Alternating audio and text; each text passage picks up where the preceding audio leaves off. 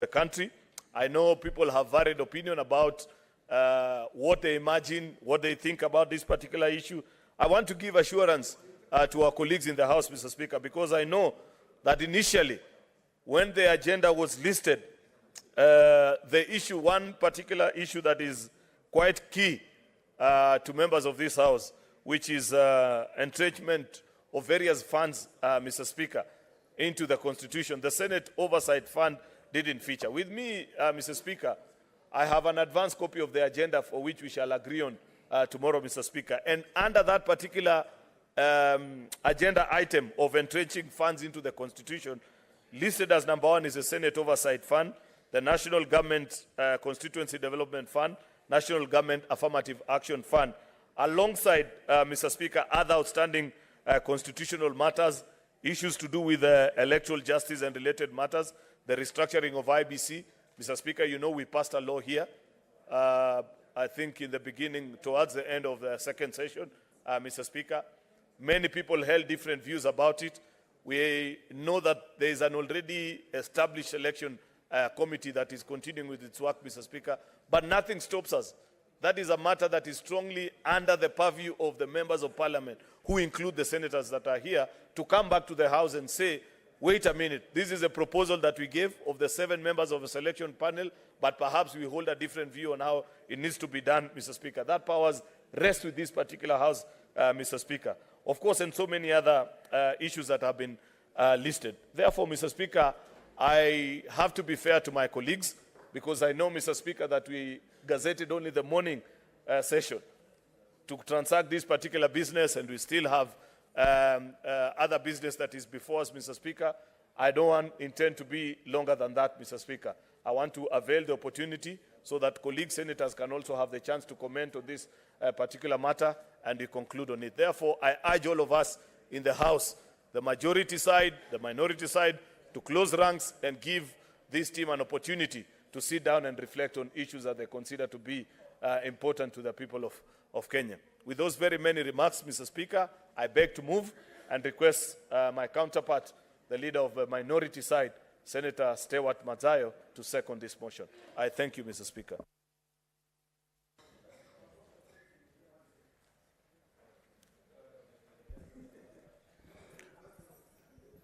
Asante, Bwana Speaker. Bwana Speaker, Majority Leader and Senator Kinyua, may the Minority Leader be hide his silence, please. Bwana Speaker, kwanza nataka kuunga mkono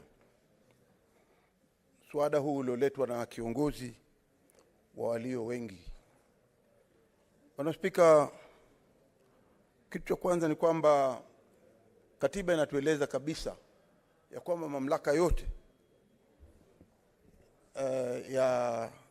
ya bunge, mamlaka yote katika taifa la Kenya yako chini ya mikono ya Wakenya. Kwa hiyo Wakenya wenyewe ndio wako na mamlaka, na sisi tuko hapa kama bunge kuweza kutekeleza yale yote ambao wale Wakenya wanahitaji yatekelezwe katika bunge letu la Senate. Bwana Speaker, kuna mengi yamesemwa, lakini katika kile kipengele cha 94 cha katiba ya Kenya kinasema wazi kabisa ya kwamba wale watakokuwa wakiwakilisha ama Wakenya wote wanawakilishwa katika bunge lao na watu ambao wamewachagua. Sisi tukiwa hapa tuna majukumu tofauti tofauti, na majukumu yetu ya kwanza ni kuona ya kwamba, Bwana Speaker, ningependa kusikizwa, lakini kuna sauti nyingi zinatoka upande mwingine. Honorable Senators, kindly let's hear the Minority Leader in silence, please. Bwana Speaker, kitu cha kwanza tunajua kuna mazungumzo yanaendelea. Bwana Speaker, mazungumzo haya lazima yapitishwe ndani ya bunge hili letu. Bwana Speaker, ni muhimu kuona ya kwamba mazungumzo haya yameweza kufaulu, ili kuona ya kwamba amani imepatikana katika Kenya. Bwana Speaker, katika pande zote mbili, upande wa walio wengi na upande wa walio wachache. Bwana Spika, tunajua ya kwamba wananchi waliweza kuchaguliwa kutoka nje kuweza kusaidia ile timu ambayo iko ndani ya bunge, na timu yetu sisi ambao tuliweza kuichagua hapa, timu ambayo imeongozwa na wabunge wetu kutoka pande zote mbili. Bwana Spika, ni kwamba hawa wabunge wako na ujuzi, wako na taaluma ya hali ya juu ya kwamba wanaweza kuendesha mazungumzo haya. Bwana Spika, tukijua ya kwamba vile vile kunao watu ambao wanasaidia hawa ambao wanaitwa kama technical experts. Tunajua hao wako na taaluma ya hali ya juu ya kwamba wanaweza kusaidia. Kitu tunachohitaji katika Kenya, Bwana Spika, ni amani. Hakuna nchi inaweza kufaulu katika utendakazi wake wote, katika kuona ya kwamba imeweza kuenda mbele kimaendeleo na kusikizana na watu wakaishi pamoja kama Wakenya, kama ikiwa hakutakuwa na masikizano. Mazungumzo haya ambayo katika hii mswada huu ambao tumeleta, ni kwamba tunasema ya kwamba mazungumzo haya yaweze kufanywa kwa njia ambayo yataweza kufaulu, na tuko na imani ya kwamba, Bwana Spika, mazungumzo haya kulingana na hawa watu ambao wamechaguliwa watakuwa na uwezo wa kuweza kufaulu na kuweza kujadiliana na kukubaliana na yale ambayo yanaweza kuleta amani ndani ya Kenya. Bwana Spika, tunajua ya kwamba katika mazungumzo kule nyumbani sisi tunasema majembe mawili ama matatu yakiketi ndani ya gunia lazima yagongane. Tunajua katika mazungumzo yote sio kwamba wanaweza kukubaliana katika kila kitu. Bwana Spika, tunaona ya kwamba mazungumzo haya ni ya muhimu sana, na sio lazima ya kwamba watu wakubaliane kwa kila kitu, lakini ikiwa watakubaliana kwa mambo mengi zaidi na amani iweze kupatikana na Wakenya waweze kuishi kwa hali ya kwamba watapendana, watajuana ya kwamba sisi sote ni Wakenya na Kenya yote lazima tuishikilie sote tukiwa pamoja, itakuwa jambo la muhimu. Bwana Spika, nia yetu ni kusema ya kwamba mazungumzo haya yaweze kufaulu.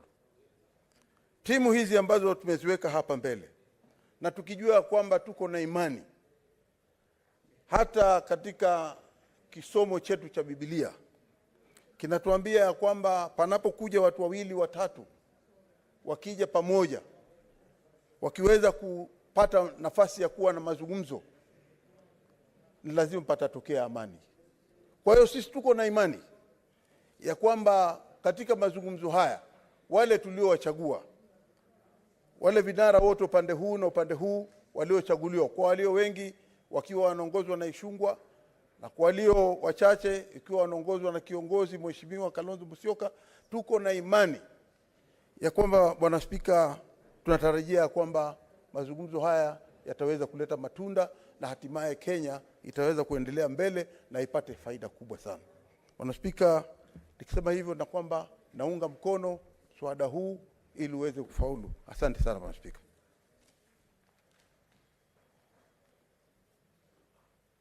Yes, Senator Lelegwe, what is your point of order? I can see you, President.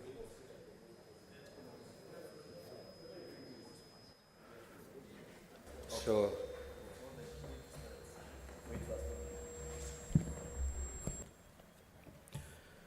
Honorable Senators, I now proceed to propose the question. They're aware that Article 1(1) of the Constitution provides that all sovereign power belongs to the people of Kenya and shall be exercised only in accordance with the Constitution. Further aware that Article 1(2) of the Constitution provides that the people of Kenya may exercise their sovereign power either directly or through their democratically elected representatives. Conscious that Article 10 of the Constitution espouses the national values and principles of governance which include the rule of law, democracy and participation of the people. Further conscious that Article 94 of the Constitution provides the Parliament manifests the diversity of the nation, represent the will of the people and exercise their sovereignty. Recognizing that there is a need to embrace consultation, dialogue and consensus building as a way of resolving issues of concern to the people of Kenya, cognizant that despite the constitutional and legal reforms on the electoral processes and the electoral laws after every election cycle, there has been mistrust of electoral outcomes, leaving the country divided. Further, cognizant that efforts to enhance constitutionalism, the rule of law and respect for human rights need to be promoted. Aware that there has been previous calls and attempts at building consensus on issues of concern to the people of Kenya through bipartisan engagements in Parliament, appreciating the need to establish an inclusive forum for dialogue, consultation and consensus building in seeking to promote the peace, stability and prosperity of the country, acknowledging that the majority party in Parliament and the minority party in Parliament have agreed to embrace dialogue through the establishment of a National Dialogue Committee to recommend a way forward on issues of concern to the people of Kenya.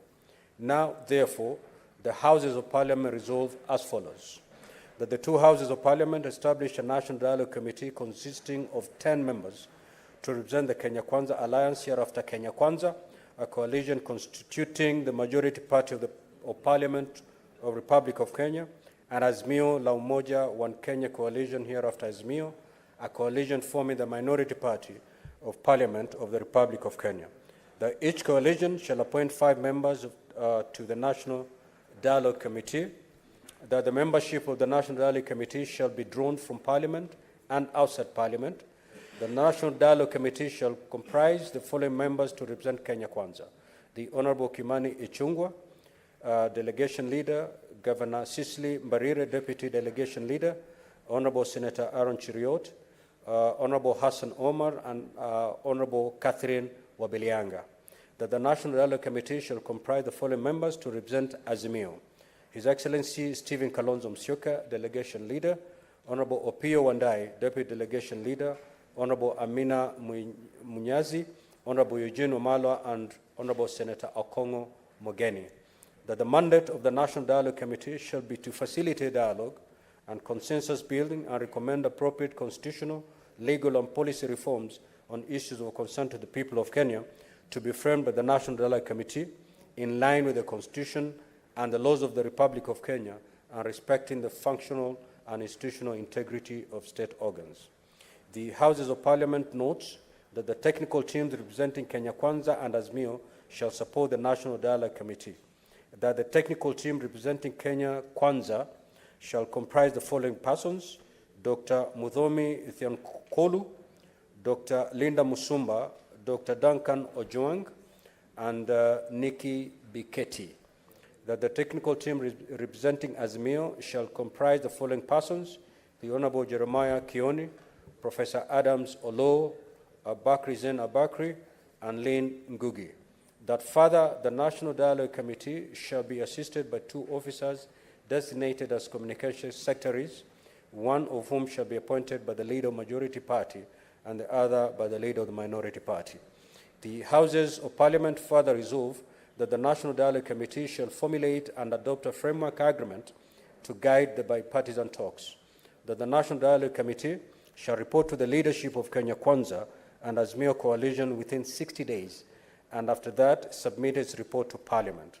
That in execution of its mandate, the National Dialogue Committee may invite, engage with, and consider submissions from stakeholders, collect views from the public, and engage experts, professionals, and other technical resource persons as necessary. That the National Dialogue Committee shall determine its own rules of procedure.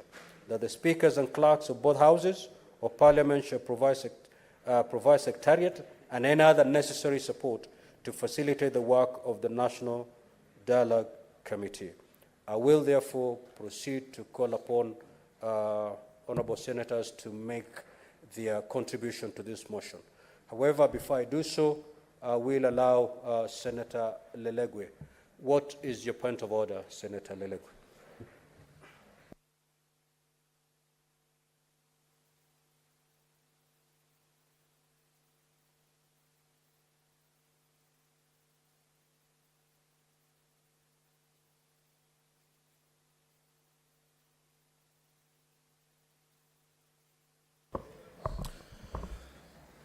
Thank you, Honorable Speaker.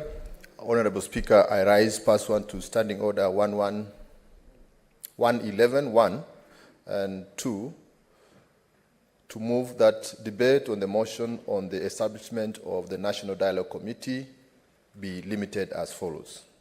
A, that each senator speaking be limited to not more than 3 minutes.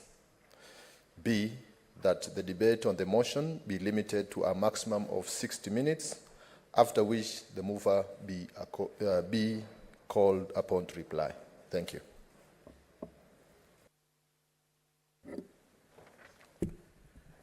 Now, Honourable Senator, pursuant to that motion, I'll proceed to put the question, which is, debate on the motion on the establishment of the National Dialogue Committee be limited as follows. A, that each senator speaking be limited to not more than 3 minutes, and B, the debate on the motion be limited to a maximum of 60 minutes, after which the mover shall be called upon to reply. As many 60 minutes, 1 hour. As many as of that opinion say aye. Aye. As many as of the contrary opinion say nay. So the ayes have it. 3 minutes to contribute, and we're going to take 1 hour to make our contributions to this motion. The Honourable Senator Maanzo.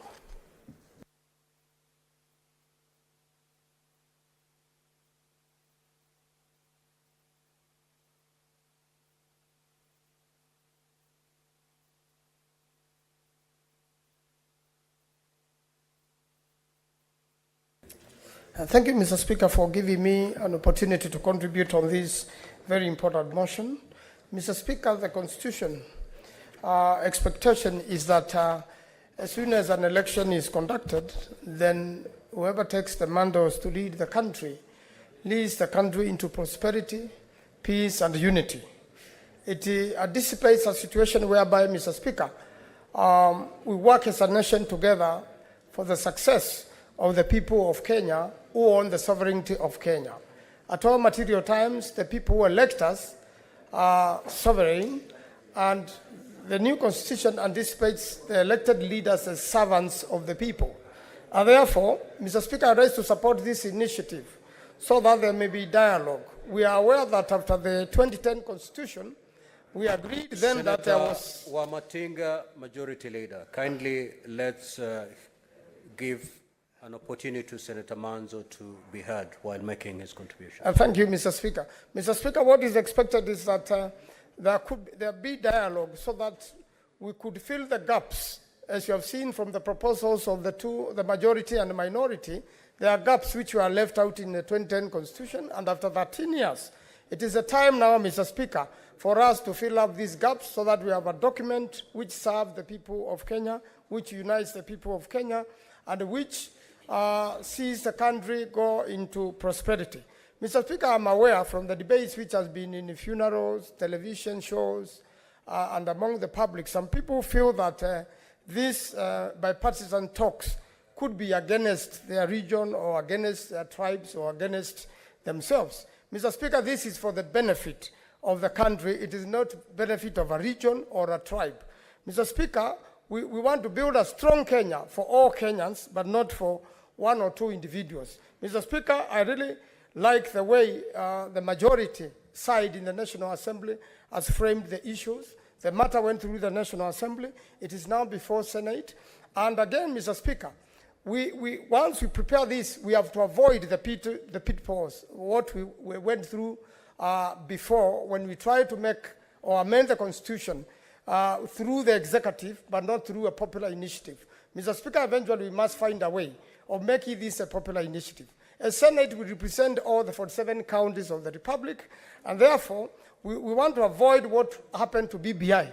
Obviously, this is going the BBI way again, but we must make sure it is the people's-driven changes, but not executive or elected leaders only driven changes. Eventually, it must go back to the people, and eventually most of the issues framed, some can be amended by Parliament, and others can only come through a referendum. I thank you, Mr. Speaker. I support.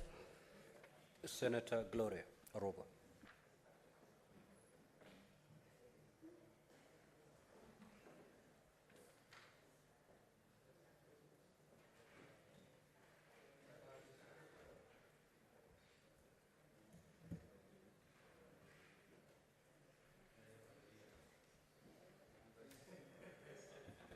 Oh, thanks. Thank you, Mr. Speaker. I rise to support the motion, Mr. Speaker. I believe it is time that this country actually has a national dialogue.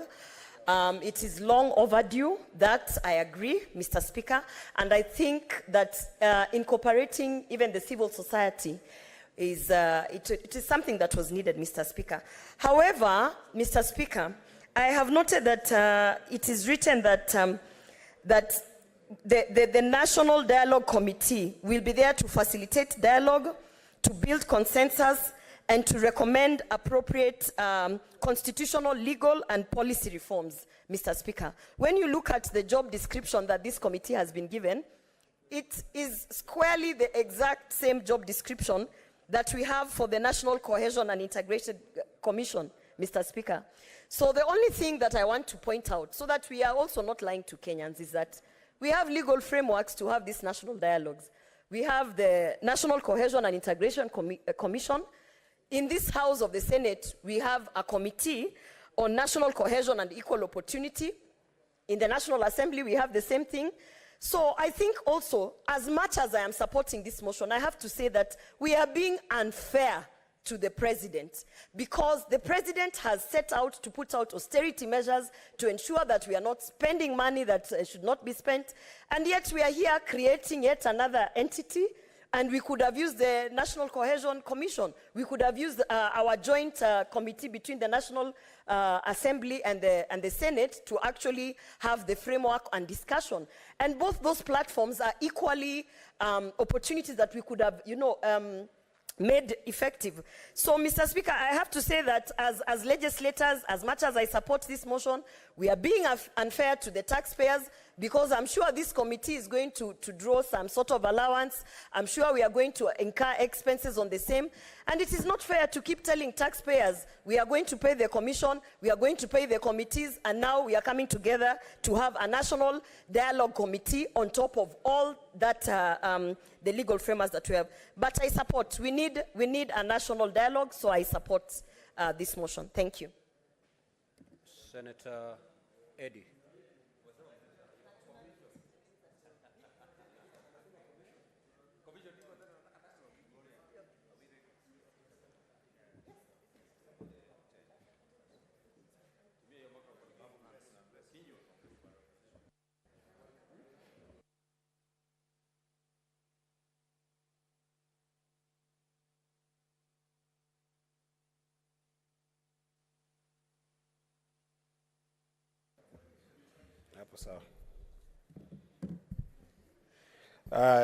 I thank you, Mr. Speaker. And at the very least, this National Dialogue Committee holds the promise of creating a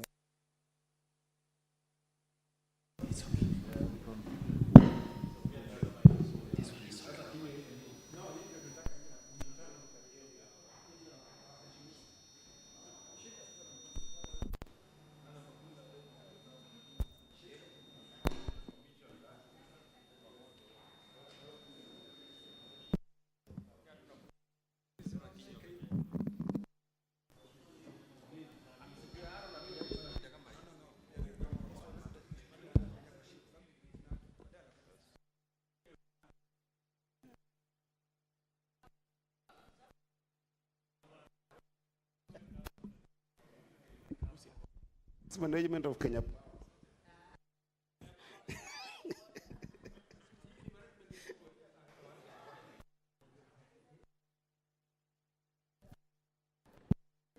Okay, Mrs. I hope that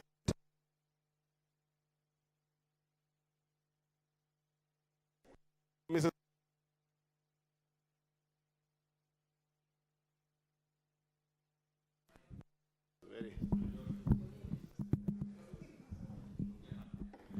I hope, okay, this is better, Mr. Speaker.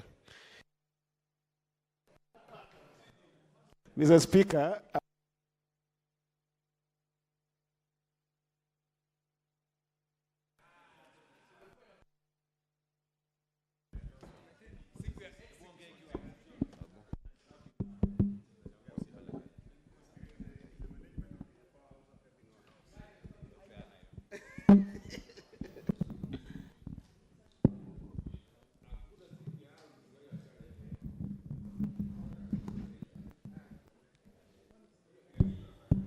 jaribu tu. I think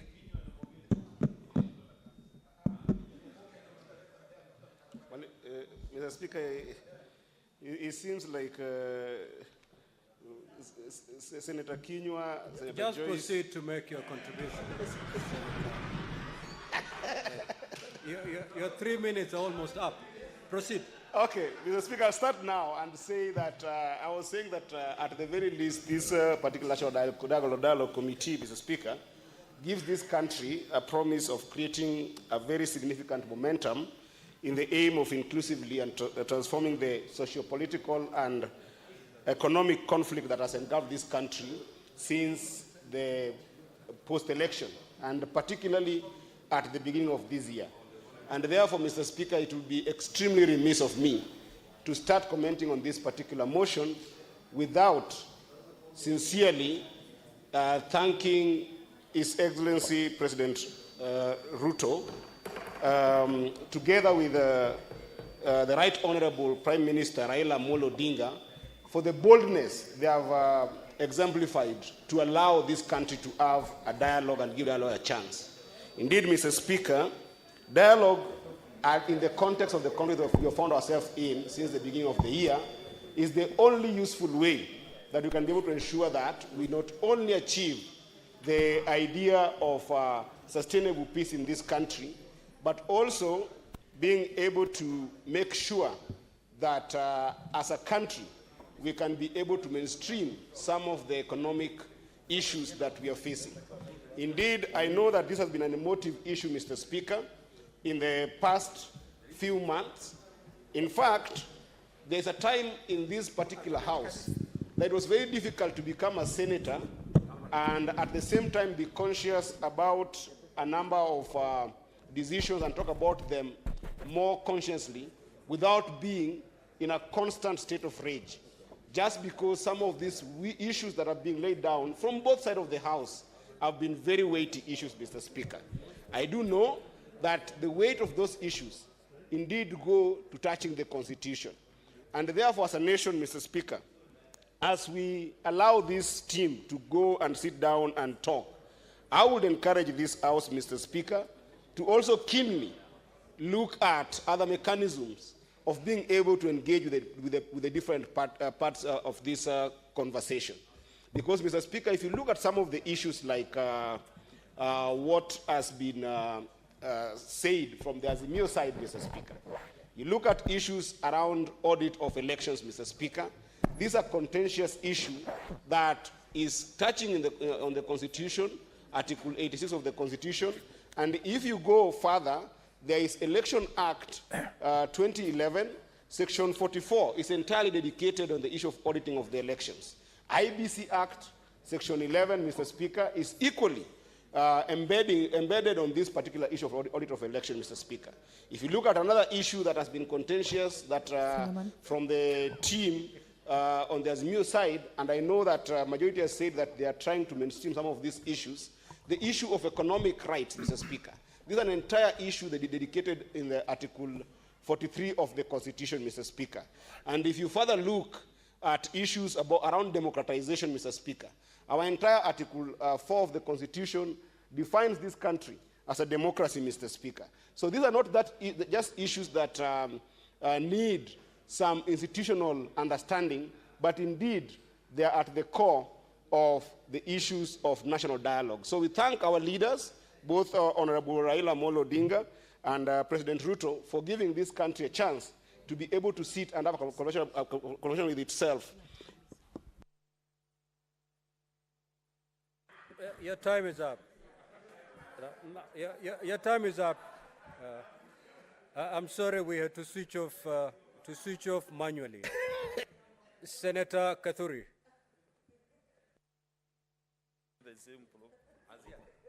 Okay. Let me use this one.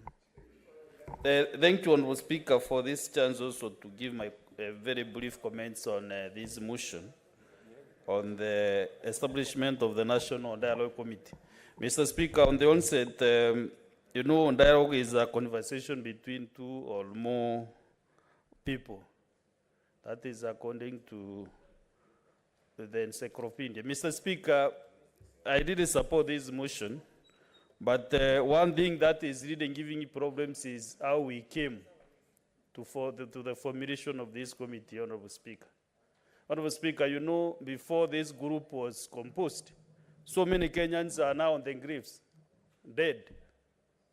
I don't know whether this committee or this dialogue will bring back these Kenyans who are already dead, because the process that the minority side used, the minority coalition, was to go to the streets, to demonstrate, to do very funny things so that they could push the president to accept this dialogue. Mr. Speaker, as we debate this motion, I'm at a great loss because Kenyans have lost property, Kenyans have lost lives, but I hope this thing will be the first and the last one.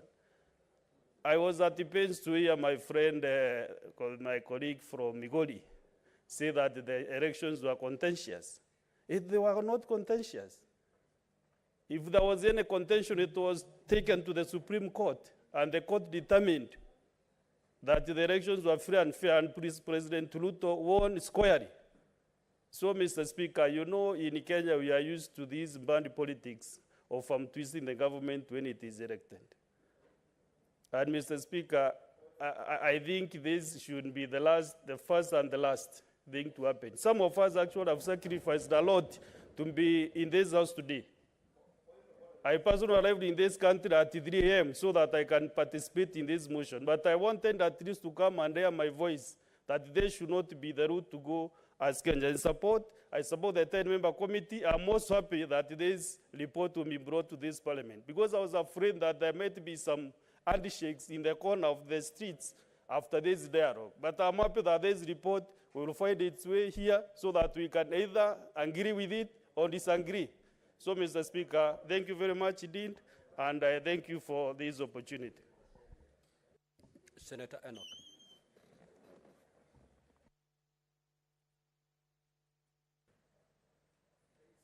Can I use this? Thank you.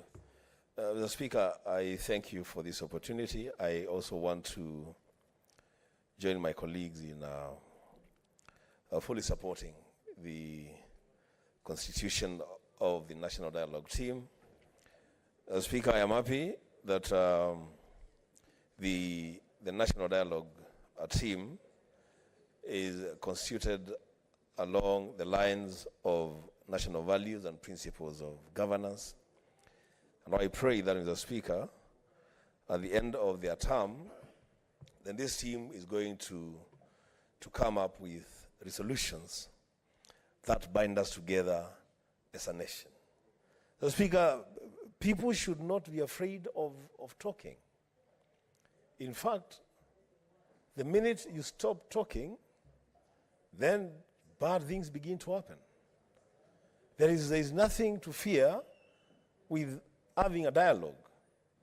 And when there are disputes, whether those disputes arise from a contested election or they arise from issues of governance or cost of living, leaders have a duty of care to talk and find solutions to problems facing the people that they lead. The Speaker, I personally take this initiative very, very seriously. As my friend, my neighbor, the Senator from Meru said, he left his county very early in the morning to participate in this. The Speaker, I should be somewhere in school, in Nakuru, taking my son back to school. But I'm here because this is important. This is important for this country. This is important for national healing. The Speaker, as I conclude, I want to say that this team that is meeting to have this dialogue is building on a foundation that was laid by the first initial team of the bipartisan team that yours truly was a member of. And in this one, Mr. Speaker, I am very happy that we have laid a firm foundation on which we will heal this country and move forward together as a nation. I thank you, Mr. Speaker, for the opportunity, and I fully support this team. Senator Murango.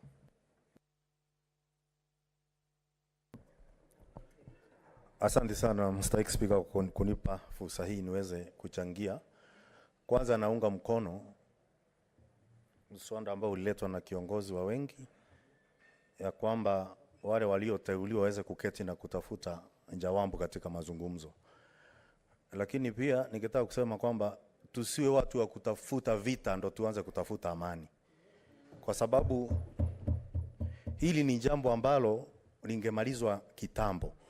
Na ningeuliza watu wanapoenda kuongea, walioagiza hii maendeleo, walioomba kuwe na mazungumzo, tusinje tukasikia kwamba pia kuna matata mengi yanatokea sehemu ile, kwa sababu Mswahili anasema mfungwa hachagui gereza. Na kwa sababu washachagua kwamba wanataka kuwa katika gereza ya mazungumzo, kusiwe na utata wote pale wanapozungumza. Halafu ningetaka pia niongeze niseme ya kwamba kama venye Mheshimiwa Senator Meru amesema, iwe ni jambo la mwisho, kwa sababu hakuna maana ya uchaguzi kama hakuna mshindi.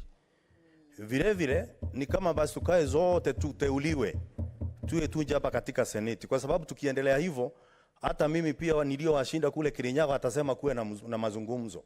Wale walishinda ungavana watakusema pia kuwe na mazungumzo.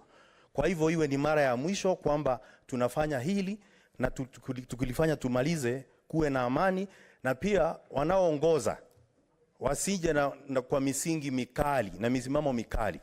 Waje na misimamo ambayo na kauli ambazo zitatolewa ni kwamba ni kwa ajili ya wananchi wa Kenya, wala sio kwa ajili ya uongozi. Asante sana Mstahiki Spika. Senator Dulo.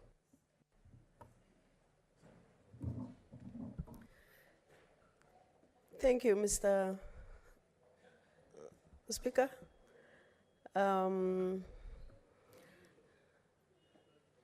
Sorry, I thought it is me, Mr. Speaker.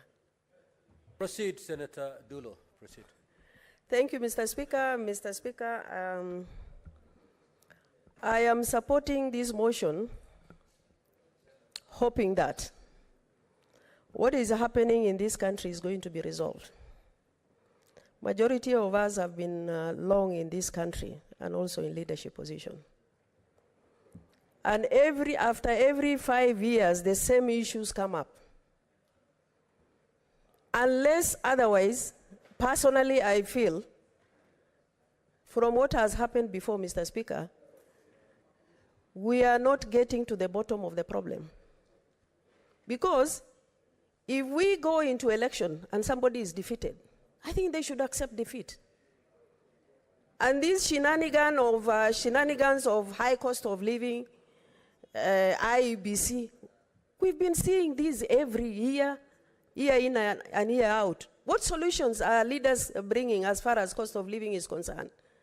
Mr. Speaker, I have seen what Majority Leader has enumerated as the agenda for this committee.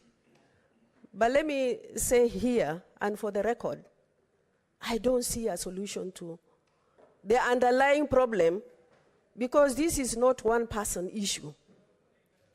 I know this is one person issue, and this is not the way that things should be resolved. If you have been defeated, you have been defeated. Go and wait for 5 years, and after that, go for another election and see whether you will go through. I hope for the last time, this matter will be resolved. But Kenyans are really suffering. There are some who have lost their lives. The high cost of living is actually going on, and solution is actually being made. So I hope this will be a solution, but at the bottom of my heart, there is no solution to this problem. And the same thing will be repeated next, even after 2027. And I hope I'll be alive to see that. Thank you, Mr. Speaker. Senator Nyamu.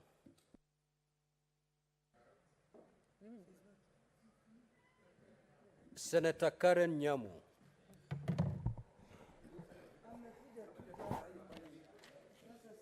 Thank you, Mr. Speaker, for giving me this opportunity to contribute to this motion. First of all, Mr. Speaker, I did not know that there are people out there whose work is solely to count how many times we speak in this Senate. But since I'm aware, I will make sure I keep them very busy. So, Mr. Speaker, Mr. Speaker, the issue of having dialogue after every election cycle, just like my colleagues have said before me, is one that must be discouraged, because we put a lot of resources into the election process, and we have encouraged this kind of impunity every election cycle. There are individuals who know that they can twist the process to get into government in the back door. However, Mr. Speaker, because our head of government, who is the president, supports this dialogue, and because one of the agenda for Kenya Kwanza in this dialogue is creating an official opposition office, which I support fully, because we appreciate that Raila, who is the current person in question that we are discussing today, he got a considerable number of votes. And the issue of winner takes it all has been a thorn in the flesh in the Kenyan elections. So, in that matter, Mr. Speaker, I support... What is the point of order? Protect me, Mr. Speaker. Protect me, Mr. Speaker, from the minority leader. Just take your seat, Senator Karen. What is the point of order, Senator Mazayo? Bwana Spika, nafikiri ule mjadala ulioko hapa ni muhimu sana na ni wa kitaifa. Lakini ukisikiza matamshi aliyoongea dadangu Senator, kwa jina la heshima dadangu, na matamshi aliyosema ya kwamba hapa tunaongea juu ya baba Raila Amolo Odinga, bila alivyosema, je, ni sawa ama si sawa? Nataka kujua kutoka kwake, na kama Senator si sawa Karen, anaweza kuondoa maneno hayo. It's okay, Na kaomba msamaha. Senator Karen, the motion before the floor is the National Dialogue Committee. It's got nothing to do with Honorable Raila Odinga. We are not here to discuss the personality of Thank you, sir. Honorable Raila Odinga. Mr. Kindly, Speaker, I'm guided. Thank you. As I was saying in conclusion, the issue of winner takes it all in our election has been a thorn in the flesh, and if this dialogue is going to address this issue once and for all, I support the creation of the official opposition so that we can keep Raila,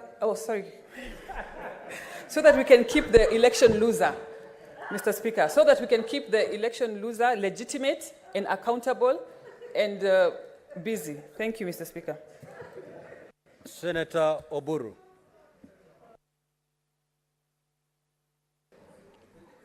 Yeah, thank you, Mr. Speaker, sir.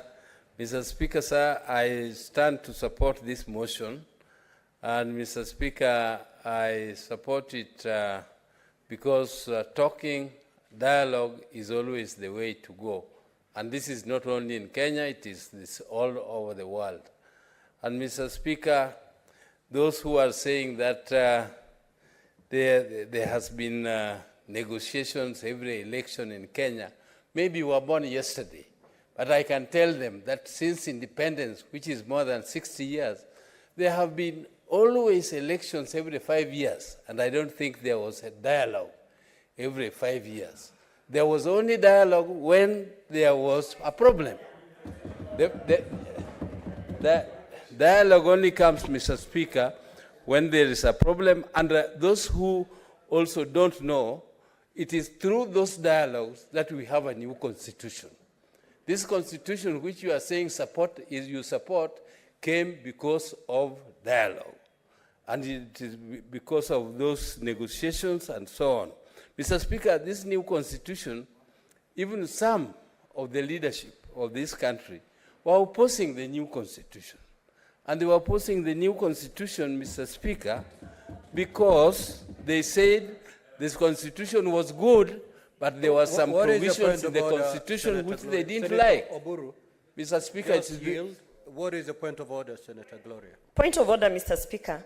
I think just as Senator Nyamu has been brought back to the topic of discussion, I think Senator Oburu should be brought back to the topic of discussion.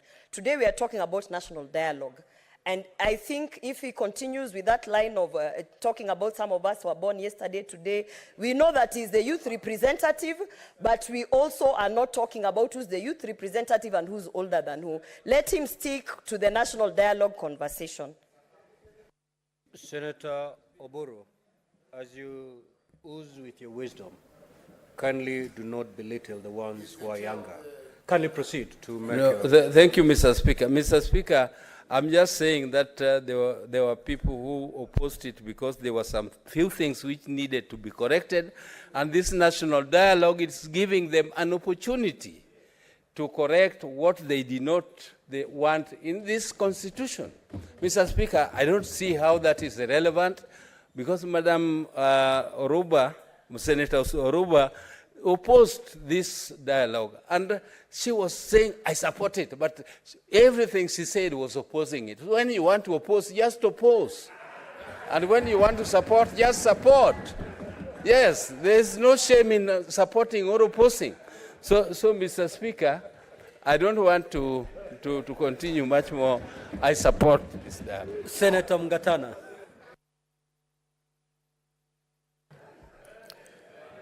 Mr. Speaker, I thank you for giving me the opportunity to make a brief contribution on this matter. Mr. Speaker, those of us who are students of history will recall, Mr. Speaker, I want to be protected from Kenya. Senator Kenya, kindly have your seat. Thank you, Mr. Speaker. Proceed, Senator Mgatana. Mr. Speaker, those of us who are students of history will remember that the 1861 elections in America were very controversial. Mr. Speaker, Abraham Lincoln was elected president with mainly the support of the North. The southern states felt that they lost and they felt segregated. Mr. Speaker, then, before the president was sworn in, they went to hold a meeting in Montgomery, Alabama, where they swore a new president in 11 states. They formed the Confederacy. Mr. Speaker, that controversy around the election of the President of the United States at that time brought about a civil war that lasted for 4 years. Over 600 people, 1,000 people died. Mr. Speaker, we are happy that in Kenya, it hasn't gone that way, that people decided to speak before it deteriorated. So, Mr. Speaker, I want to stand here and tell people matters election are very critical for the stability of the nation. And we need to handle them with care. And the critical thing I want to quote here is what President Lincoln said. He said that we must agree that popular vote is not an absurdity. We must agree.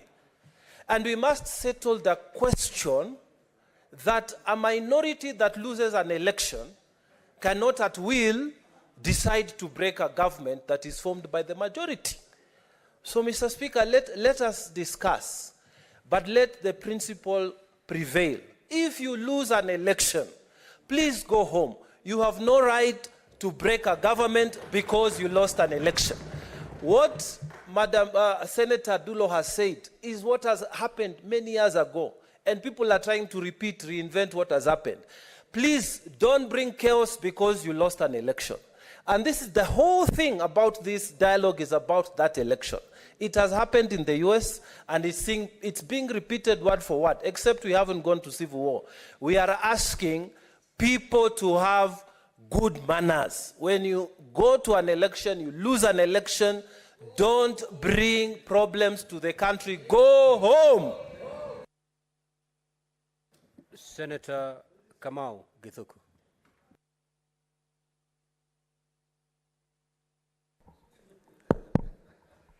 Asante sana Mheshimiwa Spika. Nataka niweze kuunganika pamoja na wenzangu kusupport hoja hii ambayo imeletwa na kinara walio wengi katika bunge hili la Senate, na niseme ya kwamba Mheshimiwa Spika, sisi ambao tunaosoma Biblia inasema kwamba katika kitabu cha Amos 3:3 ya kwamba wawili wasipo kukubaliana hawawezi kutembea pamoja. Mheshimiwa Spika, nimesimama kuweza kuunga mkono hoja hii ya kuweza kuwa na mazungumzo ya kitaifa ambayo italete uwiano na kukomeza shida na matatizo ambayo imeweza kushuhudiwa katika Jamhuri yetu ya Kenya kwa muda wa siku ambazo zimeweza kutangulia ama kupita tangu tulipokuwa na uchaguzi wa mwaka 2022. Mheshimiwa Spika, tumeona vurugu zikishuhudia katika Jamhuri yetu ya Kenya. Tumeona umwagikaji wa damu. Tumeona pia vile vile uharibifu wa mali katika Jamhuri yetu ya Kenya. Mheshimiwa Spika, jambo hili ni jambo ambalo kama kiongozi lilaani kabisa, kwa sababu hili jambo limeweza kuleta hasara kubwa katika Jamhuri yetu ya Kenya, ikizingatiwa kwamba Mheshimiwa Spika, tulifanya kampeni na tukapatia Wakenya ahadi ambazo tutakazoweza kuzitimiza. Na Mheshimiwa Spika, ukiwa na mambo ambayo ni ya vurugu, umwagikaji wa damu na uharibifu wa mali, unakuta kwamba kiongozi ambaye aliyechaguliwa hawezi kuchukua fursa ya kuongoza nchi kwa njia inayostahili. Mheshimiwa Spika, mimi naunga jambo hili mkono kama ndilo jambo ambalo litakalolete uwiano, jambo ambalo litakalolete amani katika Jamhuri yetu ya Kenya, ili Wakenya waweze kufanyiwa kazi. Mheshimiwa Spika, mimi nimetoka katika kaunti ya Lamu ambayo saa hii imekumbwa na shida na matatizo mengi ya kiusalama. Na Mheshimiwa Spika, jambo hili ni jambo ambalo ningependa serikali iweze kuliangalia kwa kina. Ni kwa nini wananchi wangu wa kaunti ya Lamu wanauliwa kiholela? Ni kwa nini wananchi wangu wa Lamu wanachomewa manyumba kiholela? Ni kwa nini jamii fulani imekuwa targeted na watu ambao hawajulikani? Mheshimiwa Spika, hilo ni jambo ambalo linaleta huzuni katika nchi yetu ya Kenya na kaunti yangu ya Lamu. Mheshimiwa Spika, ningependa sana serikali iweze kuona kwamba tunapoingia katika mambo ya mazungumzo ya kutafuta amani katika Jamhuri yetu ya Kenya. Senator Tabitha Keroche.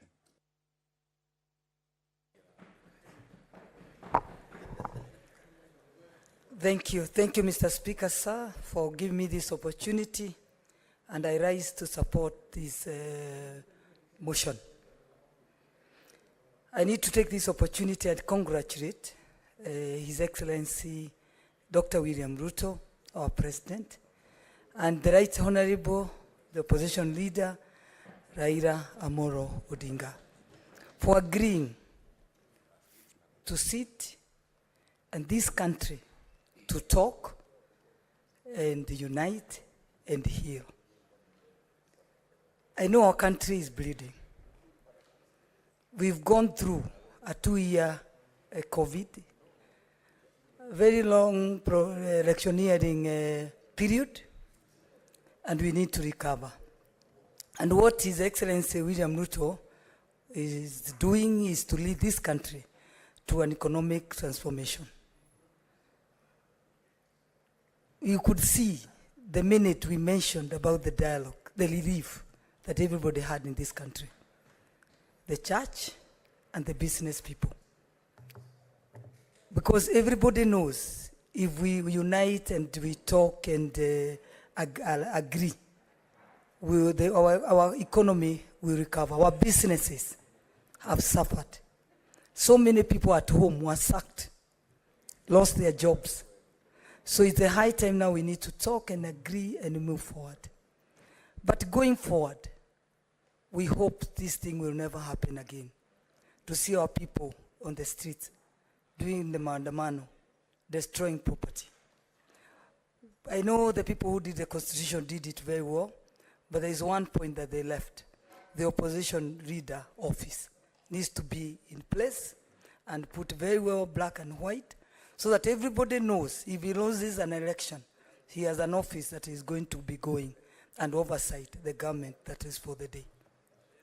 So mine is just to say thank you and congratulate His Excellency and the team that has been elected to ensure that we have the white smoke immediately after we get the talk. I mean, we get that talk. It's not just a talk. We must get the white smoke that the country has agreed and the country is moving forward and waiting for another election in 2027 when we are recovering from the economic that the businesses have suffered and the people have suffered. So the team that has been given that mandate, they've just to be given a mandate, is to ensure that when they get out of that room or that or house, there will be peace and peace and peace of this country. Thank you. Senator Faki. Asante Mheshimiwa Spika kunipa fursa hii kuchangia hii mswada wa mjadala wa kitaifa. Mheshimiwa Spika, mimi pia najiunga na wenzangu kuwapongeza viongozi wa nchi na kiongozi wa Azimio Mheshimiwa Baba Raila Amolo Odinga kwa kuweza kuwa na makubaliano kuhusiana na masuala haya. Mheshimiwa Spika, wakati ilipotangazwa kwamba kutakuwa na mjadala wa kitaifa, nchi ilipumua, biashara zikafunguka na amani ikarudi katika nchi yetu ya Kenya. Kwa Mheshimiwa Spika, ni masikitiko kwamba wenzetu hapa wanaweza kuzungumza kwamba ilikuwa haifai kwa viongozi hawa kuwa na mjadala. Mheshimiwa Spika, tukiangalia hata uhuru ambao ulipatikana katika nchi hii, baadhi ya ndugu zetu walikufa, lakini baada ya mazungumzo kukapatikana muafaka kule Lancaster na ikapatikana uhuru katika nchi yetu ya Kenya. Mheshimiwa Spika, viongozi wote ambao wameweza kutawala nchi hii wametawala kupitia masuala ya mjadala baina ya viongozi na wananchi katika nchi ya Kenya. Hakuna kiongozi ambaye alitangaza akaendesha nchi kwa njia ya kimla. Sababu ni wale ambao Waingereza wanasema ni madikteta ndio hawawezi kukubali kuzungumza baina ya wananchi katika nchi zao. Lakini nchi yetu inaongozwa na demokrasia na katiba yetu pia tuliweza kuipata kupitia kwa mjadala katika Bomas. Kwa hiyo Mheshimiwa Spika, wa Kenya kuzungumza sio jambo geni. Jambo geni ni kwamba tuna katiba mpya na polisi bado wanaendelea kuua wananchi kiolela. Hiyo ndio hofu ambayo tuko nayo sisi. Na hofu hii Mheshimiwa Spika inaanza kutoka kwa kinara wa nchi.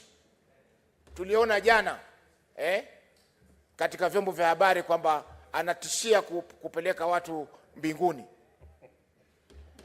Hii si mtume. Sisi ni wananchi wa Kenya na sote ni binadamu. Na sote ni binadamu, na iwapo kuna mambo yoyote ambayo yanataka kuzungumzwa yazungumzwe katika mjadala. What is your point of order, Senator Kenya?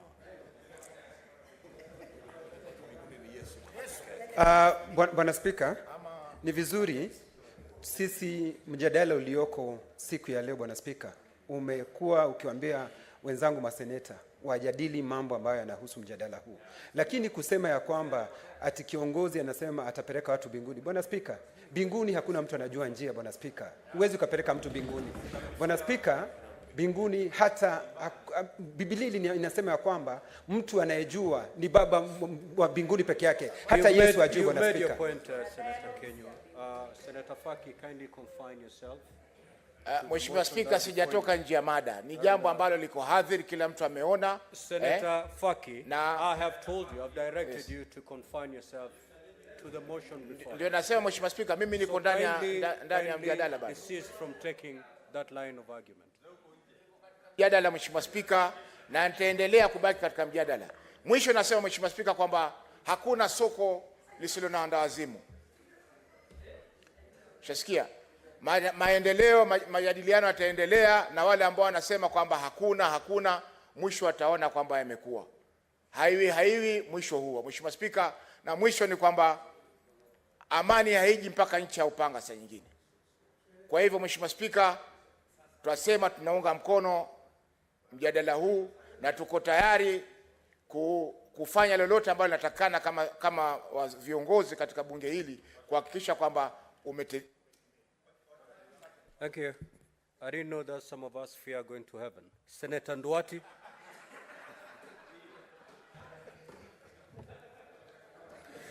Mr. Speaker, sir, yes, you should take judicial notice of the fact that there are many people who are afraid of facing their maker because of the things they've been doing down here.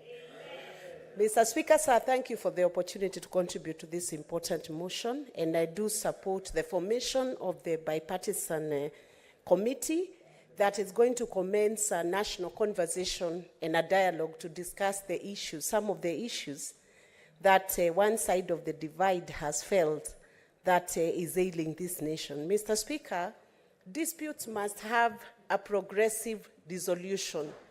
And Mr. Speaker, I hesitate to use a Kikuyu saying that insinuate that a case involving people who are not very wise, or what others would call fools, is never resolved easily. Because once a solution is arrived at, then one party keeps returning that same case for resolution of a dispute that has already been resolved.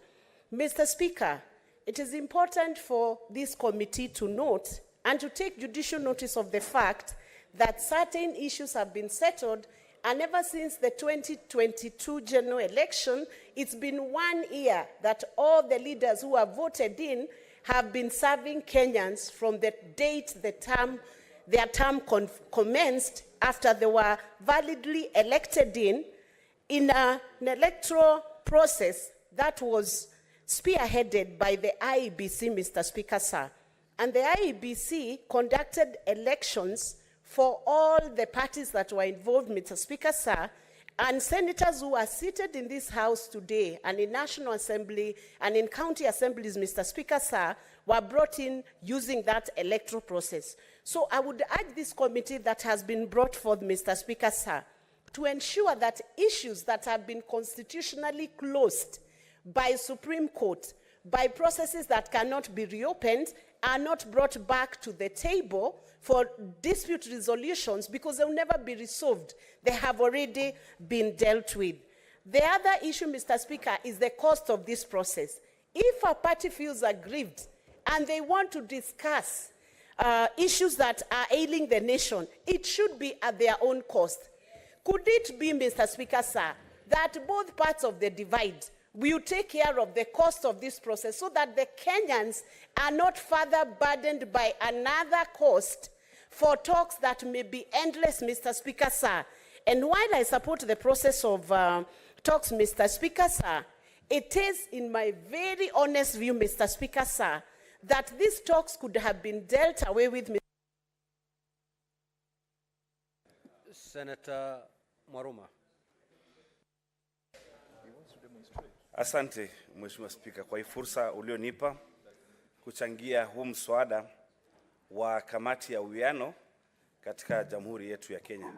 Naunga mkono majina yote yaliyotolewa, upande wa walio wengi na upande wa walio wachache. Mheshimiwa Spika, hii kamati ni ya mazungumzo, ni ya kuleta uwiano na kuleta amani nchini Kenya.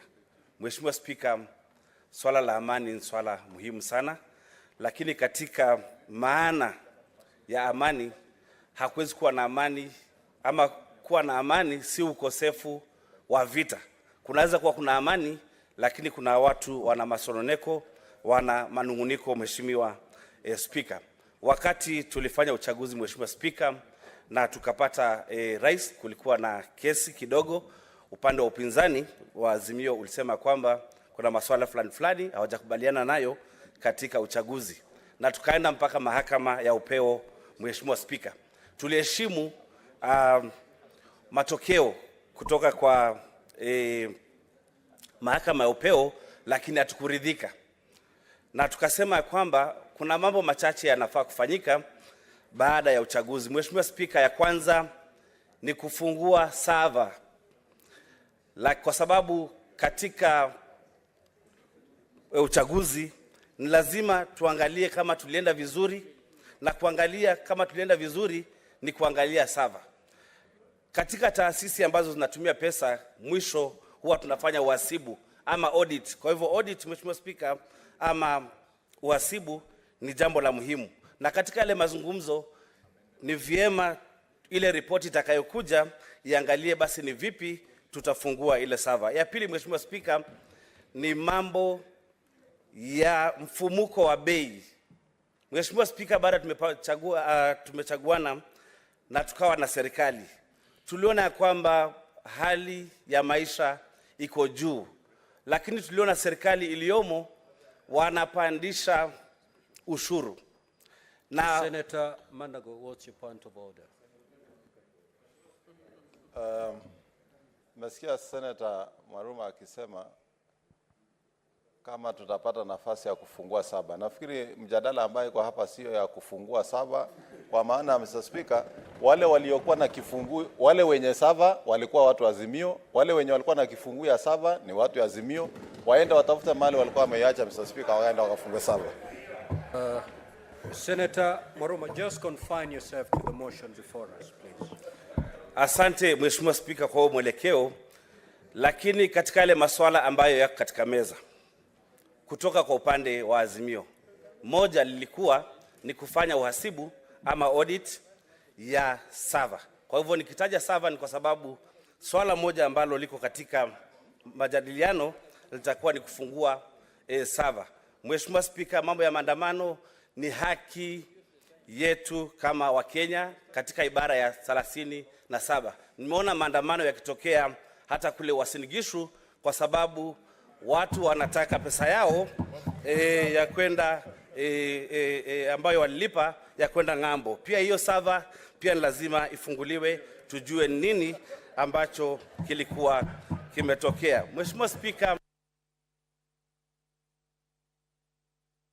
Senator Methu. Order, Senator.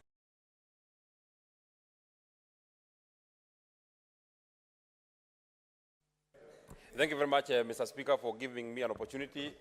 I rise to support this particular motion, and in the words of Senator Oburu, he says that we are supporting and opposing. We are supporting and giving reservations. I think that is a little difference that is there.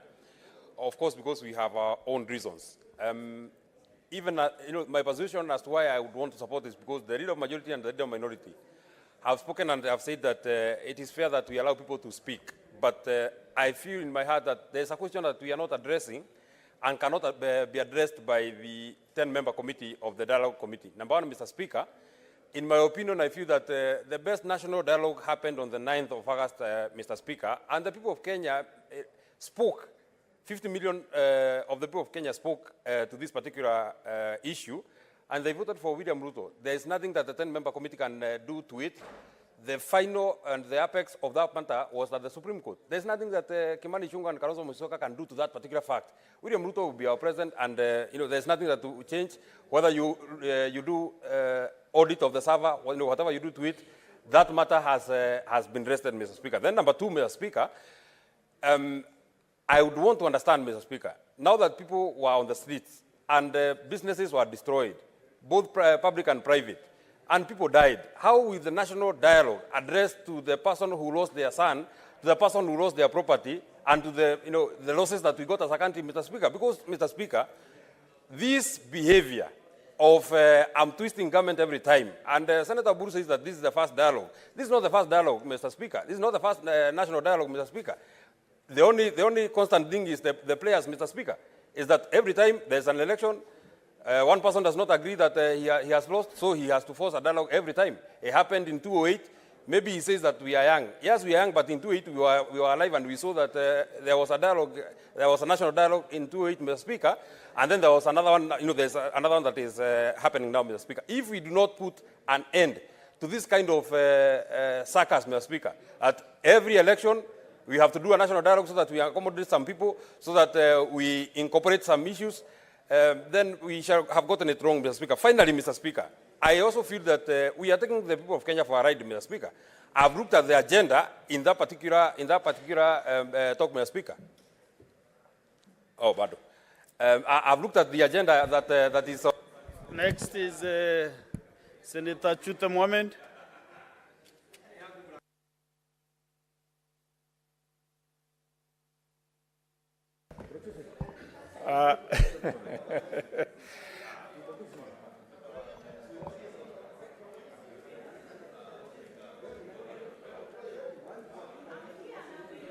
Proceed. Asanti sana Uko kwa queue. Mheshimiwa Spika, ningependa kusikizwa. Proceed and conclude your 2 minutes remaining.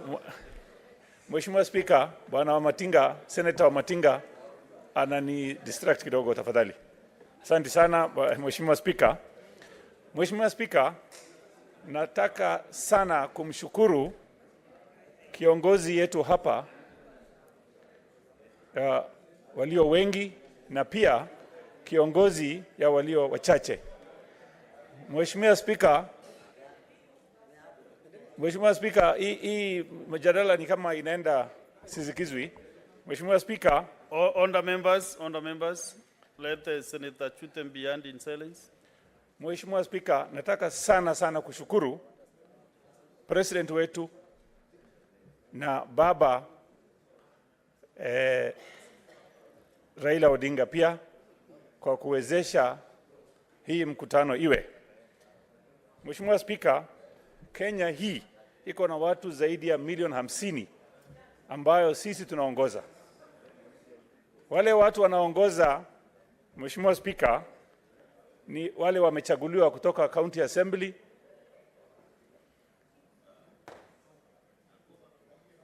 karibu Bwana Spika. Wale watu wanaongoza watu milioni 50. Mheshimiwa Spika, iko kelele nyingi kutoka kila kona. Honorable Senators, kindly let's allow Senator Chute to make his contribution in silence. Asante sana Mheshimiwa Spika. Nilikuwa nasema watu milioni 50 wameweza kuchagua watu kutoka County Assembly, National Assembly na Senate. Mheshimiwa Spika, ile shida leo iko katika nchi hii baada ya watu kupiga kura. Mheshimiwa Spika, pande zote mbili, pande za opposition na yaani ya Kenya Kwanza kwetu na Azimio, wanapiga kelele nyingi sana. Mheshimiwa Spika, tumepiga kura tukamaliza kura. Ukisikia watu ya Kenya Kwanza wanaenda kwa mazishi, wanaenda kwa harusi, wanaenda mahali yote ya siasa, wanaongea siasa tupu. Baba amekuwa hivi, nani amekuwa hivi. Hiyo haiwezi kusaidia nchi hii. Na watu ya huko pande hiyo pia ya Azimio wakienda mahali wanasema sava ifunguliwe, wanaongea mambo ya ati chakula iko bei juu, na hawa pia walikuwa wanachangilia hiyo chakula kwa bei juu. Mheshimiwa Spika, nashukuru sana leo watu ambaye wamechaguliwa wako hapa ni waheshimiwa. Hawa watu Mwenyezi Mungu ndiye amepatia nafasi ya kuongoza watu Kenya. Tuwache kuongea mahali tunaongea kwa mazishi, kwa harusi na mahali ya kuna siasa yote. Kwa sababu ukiangalia saa hii Mheshimiwa Spika, kuna vijana katika Senate na hata National Assembly. Wakiamuka wanataja jina Uhuru Kenyatta. Wakilala jina Uhuru Kenyatta. Wakitembea jina Uhuru Kenyatta. Na pande ile pia wakisimama, wakifanya mahali yote, wanaongea juu ya mambo ya Ruto. Mupatie nafasi Mheshimiwa Ruto ajenge nchi hii. Wacha achukue nafasi, tupatie nafasi ajenge nchi hii. Na ya mwisho, Mheshimiwa Spika, nataka kusema hivi. Majadiliano. Senator Siango. Thank you, Mr. Speaker, for giving me this opportunity. I stand to support this motion. One, it is very important because this country is bigger than any of us. And I want to thank the President and the Prime Minister for agreeing to have this dialogue. I want to remind those of us who are saying that the last election, who won and who lost, they were not IEBC. Unless you want to tell us there is no difference between UDA and IEBC. Mr. Speaker, sir, It is very important to know that in this country we need peace. What is your point of order, Senator Gloria?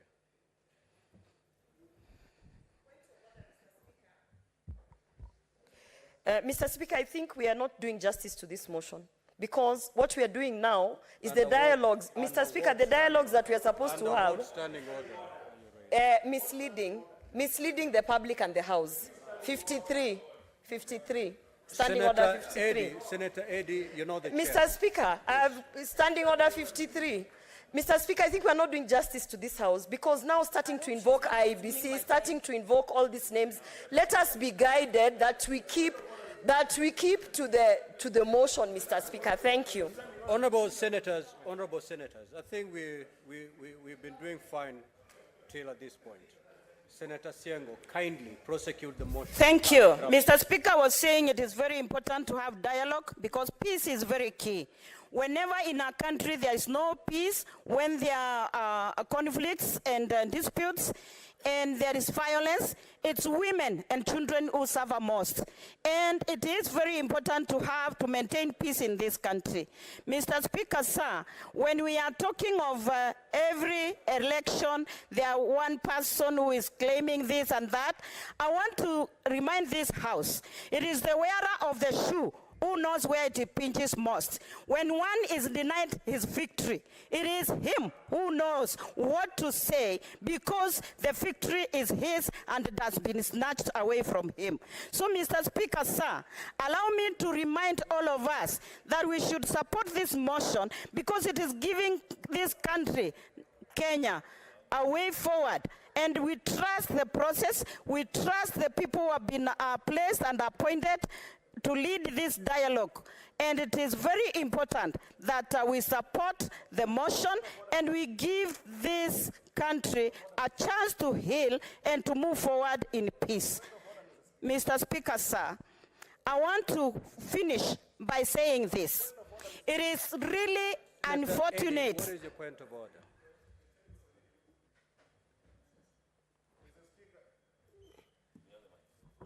Awesome. Mr. Speaker, I take this House very seriously and I raise understanding order number 121. Mr. Speaker, number 121 says disorderly conduct, that a senator is disorderly in this, if the senator knowingly raises a false point of order. Mr. Speaker, Senator Gloria rose in this House. Eddie, just take your seat. Just take your seat first. Please. Just yield, please. Senator Eddie, in the same breath as you're reading the standing orders, you can only stand on a point of order to call to order a senator who is contributing. As you speak, Senator Siengo is on her feet. Unless your point of order is directed to her, you're out of order. Kindly proceed to conclude your contributions. Thank you. Thank you, Mr. Speaker, sir. Mine was to say finally, Mr. Speaker, whenever there is any dispute or disagreement over any issue of national importance, it is important that police are restrained. We cannot allow police to continue pushing Kenyans who are also citizens of this country. And then leadership of this country stands to praise. Senator Kinyua.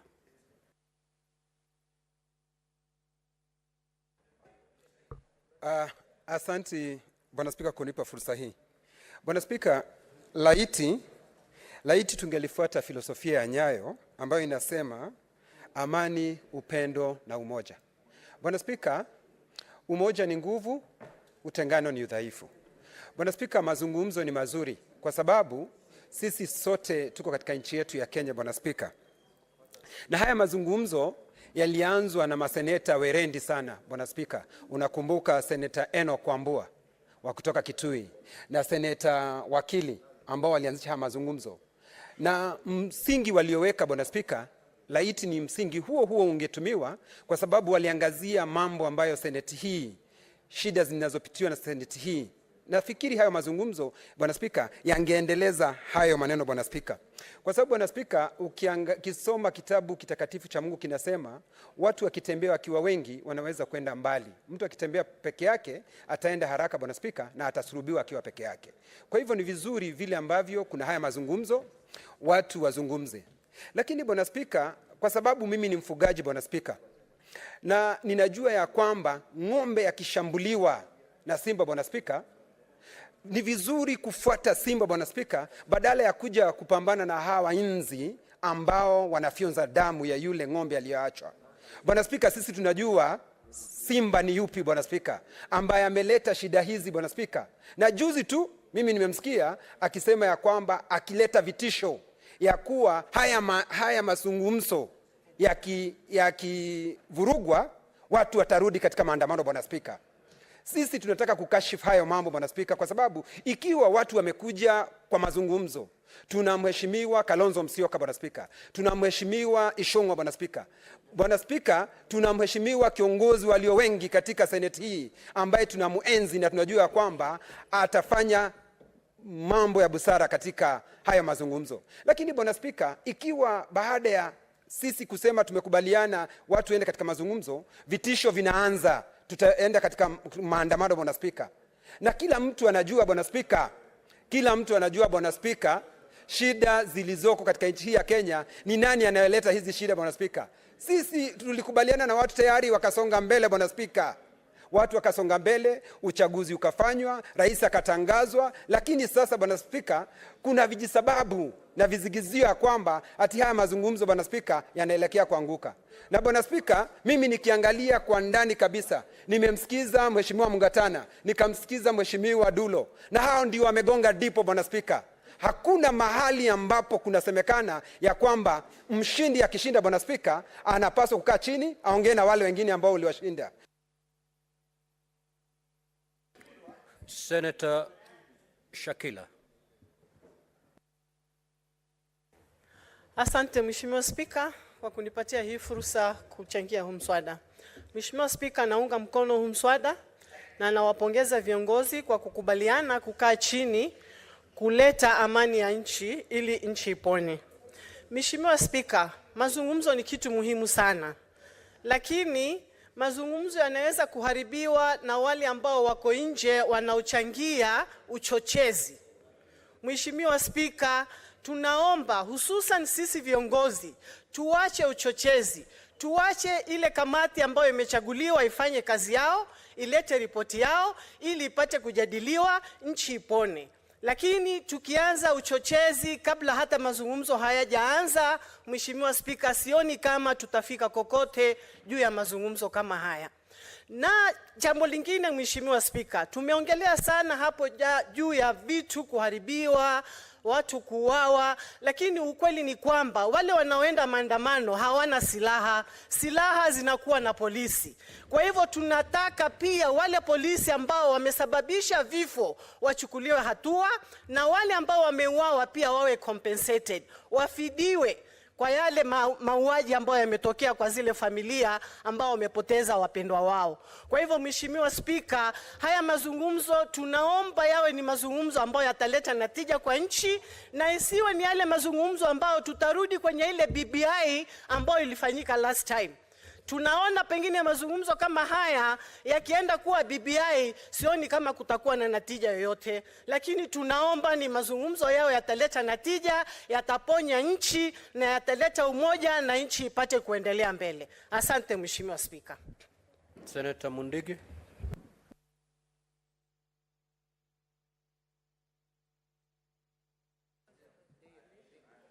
Asante Bwana Spika kwa kunipa nafasi kuchangia mazungumzo ambaye itakuwa ikiendelea kwa wale walichaguliwa watu 10, walio wengi na walio wachache.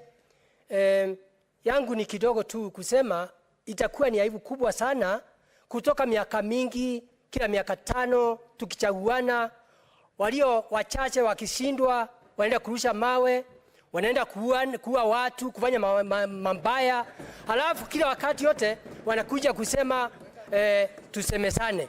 Ingawa katika Biblia inasema watu wawili hawezi kutembea pamoja bila kuelewanwa, mimi naunga mkono, lakini nataka niseme mwaka wa 2027 tutaenda kwa uchaguzi. Nataka mjiandae, tukutane pale, hii itakuwa ni mambo ya mwisho. Nataka nimwambie pia, mnakumbuka katika Biblia Yesu alikuwa anatembea na Judas na kuridhika mpaka dakika ya mwisho. Kwa hivyo mkifikiria mtakuwa kila wakati yote mnajifanya kama Judas, mwaka wa 2027 mpaka tutawatimua mbio na mtarudia hivyo mpaka tutawatema. Ya pili, mnasema mambo ya kufungua sava. Ya tatu, mnasema mambo ya kuua. Mambo mingi mmesema na nyinyi mmeharibu. Hata mambo ya mvua mngeulizwa, hata mvua ingenyesha. Kwa hiyo niko na huzuni sana na nyinyi. Mvurundi, tusemesane, tusikie pamoja. Biblia iko juu, wacha mseme Biblia iko chini. Biblia iko juu, tutatembea pamoja ndio tuweze kuenda safari moja kwa hii kipindi ya miaka 5. Asante Bwana Spika, naunga mkono. Lakini sio ile ya Judas na Yesu. Honorable Senators, the 1 hour is long spent. I will therefore call upon the mover to reply.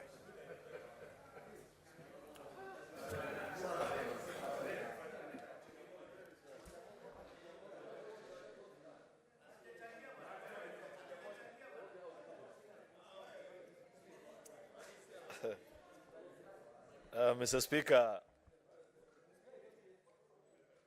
Speaker, I beg your attention.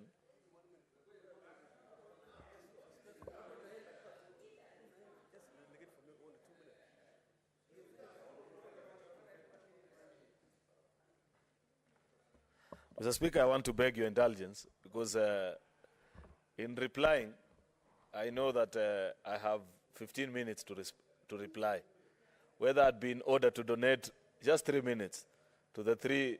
So, Senator Cheptumo. Just 1, 2. Thank you, Mr. Speaker, and thank you, Speaker, for donating those few minutes. Mr. Speaker, this motion intends to request the House to approve the dialogue committee. I want to support that motion, Mr. Speaker. But, Mr. Speaker, if you look at paragraph 6 of this motion, it talks about the mandate of this committee. Mr. Speaker, as we do all this, and I'm going to be very brief because of my time, as we approve the establishment of the dialogue committee and as establish the mandate, Mr. Speaker, I think one issue, Mr. Speaker, we need to agree as a country and as a House is, as Mr. Speaker, we should never justify violence, Mr. Speaker, as we discuss issues. It appears to me, Mr. Speaker, that what is happening in the country today is we want to use violence to justify conversation and dialogue. Mr. Speaker, 2007, this country almost collapsed, and we used dialogue, and there was the Nusumgate government. In 2017, Mr. Speaker, the same situation, and we got the handshake. Again, Mr. Speaker, today, through violence, we have a conversation.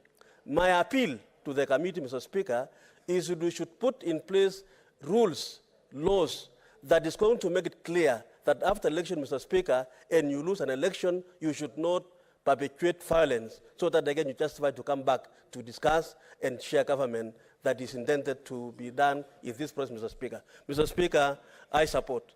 Senator Newton.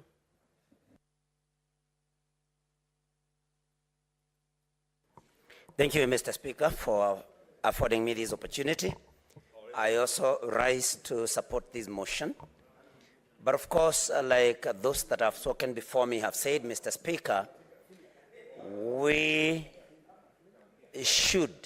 may want to urge this dialogue committee that will be formed that it should only discuss matters affecting Kenyans and not any particular individual, Mr. Speaker.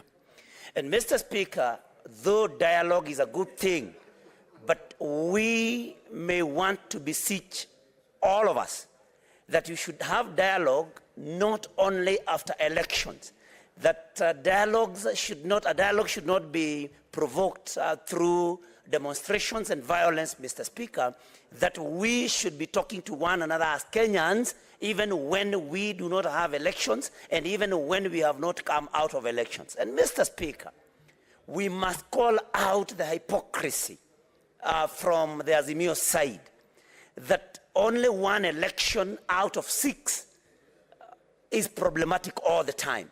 It cannot be, Mr. Speaker, that all the other 5 elections, apart from the presidential election, are okay, but the presidential election is never okay, and thus demonstrations have to happen and we are forced into a dialogue. So, Mr. Speaker, in conclusion, let this dialogue committee not discuss anything else other than issues affecting Kenyans and not the leaders in Azimio or whichever side. Thank you, Mr. Speaker. I rest my case. Senator Wamatenga. Thank you very much, Mr. Speaker. I was a bit worried, Mr. Speaker, when you called the mover to reply. Today in the morning, I set off from Nyeri very early to come and contribute to this debate. Mr. Speaker, sir, I would want to urge us sitting in this House, we were all elected. Mr. Speaker, sir, we know that it is important, yes, to have a conversation. But as important as it is to have a conversation, I would want to challenge ourselves, moving forward, now that we've agreed to embrace dialogue, we would want to see the minority side, when the CSs come here, sit down and listen and from their question. Mr. Speaker, sir, it is quite unfortunate, and I would want to urge the team that has been chosen to read this dialogue. In the last paragraph of their report, let us give us a formula that will ensure that Kenyans will no longer die on the streets because somebody has lost an election. Mr. Speaker, sir, it is indeed very deceptive. We know that the only genuine conversation is held every 5 years as envisaged by our Constitution. It is indeed very unfair to the Kenyans, to the taxpayers, in a country that is really struggling to make economic recovery, that we have subjected the taxpayers again into paying additional costs for making 10 people sit down, and some of the name. I wish so much, Mr. Speaker, sir. In the other list that I saw, Senator Wambua, who is a good debater, who is a committed Christian, other than having somebody like Eunice Wamarwa, who you know that does not even qualify. And I would recommend in this House that we expunge the name of Eunice Wamarwa and replace that name with Senator Wambua, who we know is committed to delivering this country. Mr. Speaker, as I sit down, I would want to say that it is important that we have the right people in the right table so that we can move forward. Mr. Speaker, I support. Senator Kamar.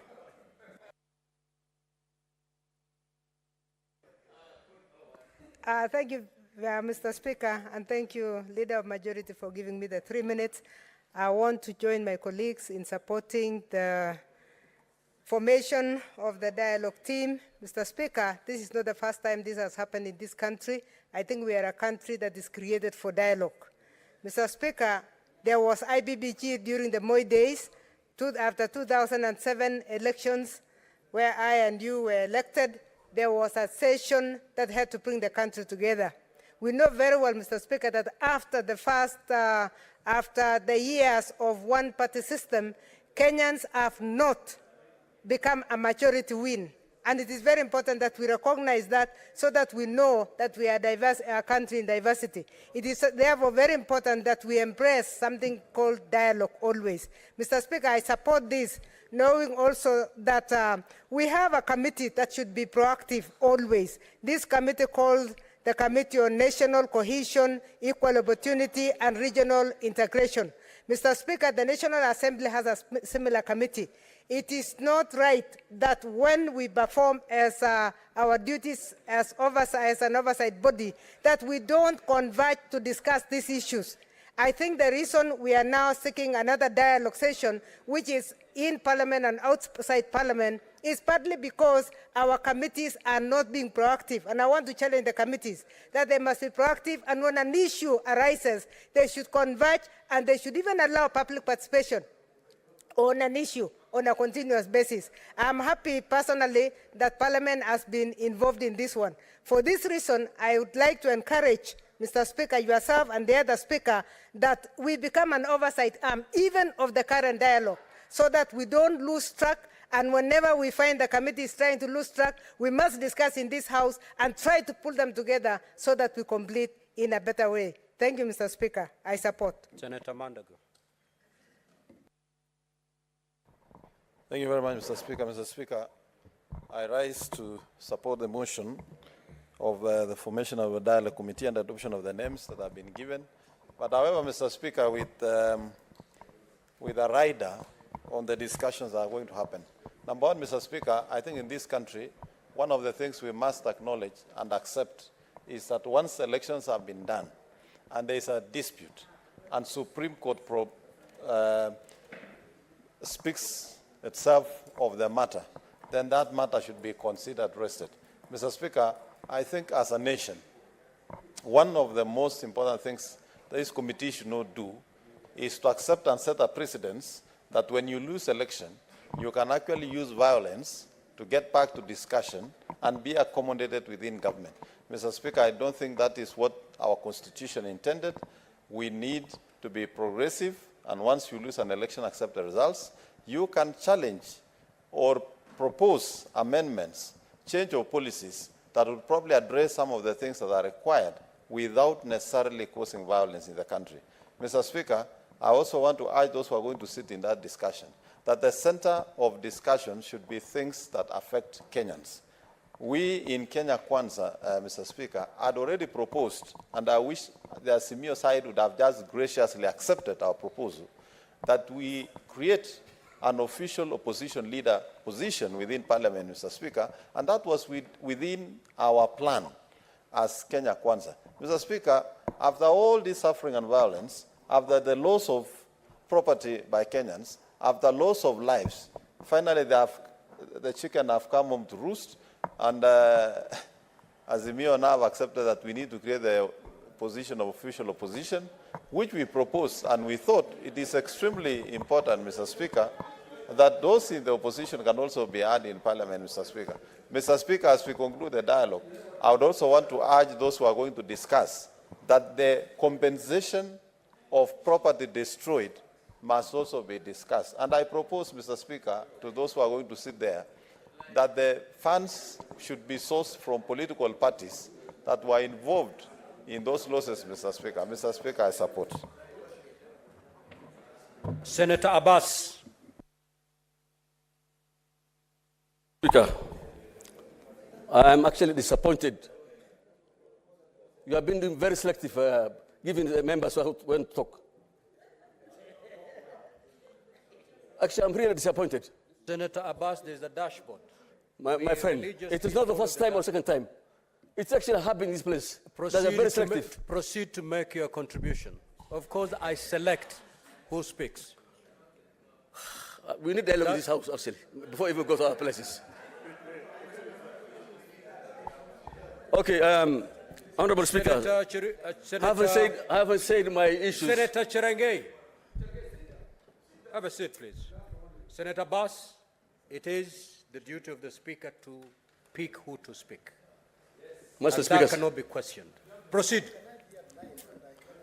Okay, Mr. Honorable Speaker, I support the motion on the formation of the dialogue committee. I think this is the most appropriate time. This country has actually had a lot of problems in the past and even today. As we proceed with the dialogue, I want to ask the committee members to be very focused, and they shall not be listening to other people outside the committee. And the committee must take the interest of Kenyans first. And one thing I want to tell the country is that actually leaders should allow the dialogue to continue without any interruption.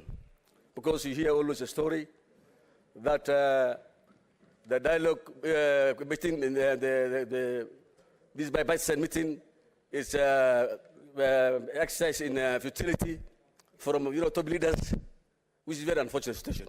It should not happen.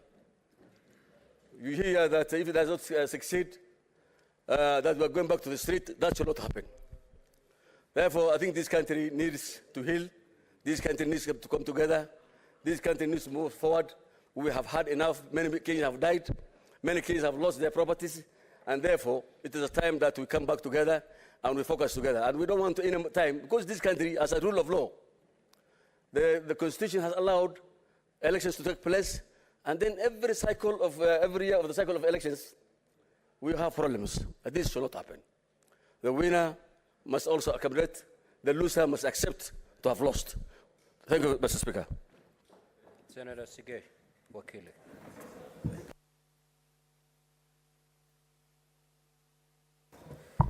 I thank you, Mr. Speaker, for the opportunity to also support the motion. And indeed, I rise to support the motion that has been moved by the leader of majority and seconded by the leader of minority. Speaker, speaking about dialogue, we hear peace, we hear reconciliation, we hear peacemaking, we hear conflict resolution. But, Mr. Speaker, far from the fact that we have got existing conflict, we are all aware of the fact that this country is also ruled by law, and it's a democratic state, that people went into elections sometimes in 2022, and a government was put in place. We, however, when we listen to the motion that has been placed before us, and also the framework that is being set by the team that is expected to continue the dialogue, we expect that the mandate of this particular committee is confined to the issues which are within that particular mandate. Mr. Speaker, I would like to support the motion in terms of institutionalizing the committee that will speak to the issues that have been raised prior by Kenyans. Remember, we previously had a committee that sat and engaged for a couple of weeks leading to the current committee.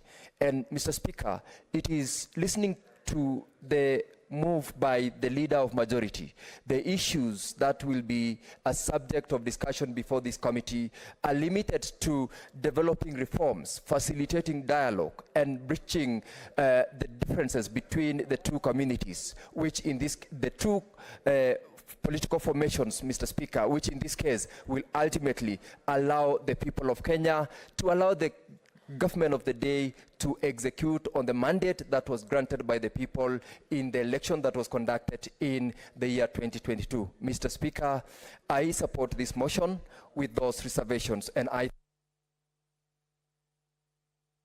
Now, honorable senators, I have 15 more senators wishing to contribute.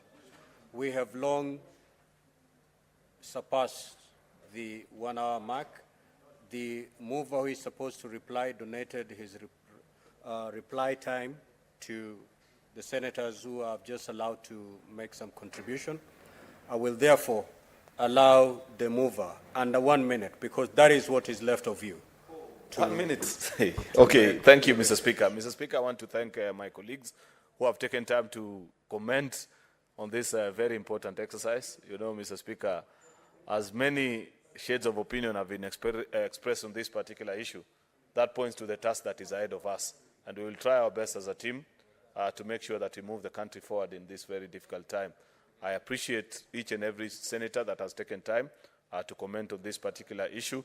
Your concerns have been noted, and as we commence this exercise tomorrow, signing on the framework agreement, going through the agenda, Mr. Speaker, and begin the difficult work, Mr. Speaker, of moving the country to close ranks and move forward as a nation, we will be guided by the wisdom of all the senators that have spoken this afternoon.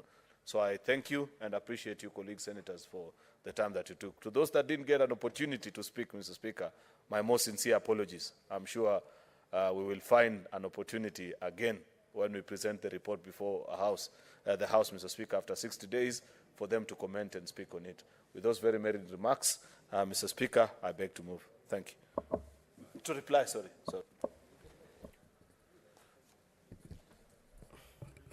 Honorable senators, and I proceed to put the question. Senator Cherengei, I call you to order, please. Aware that Article 1.1 of the Constitution provides that all sovereign power belongs to the people of Kenya and shall be exercised only in accordance with the Constitution.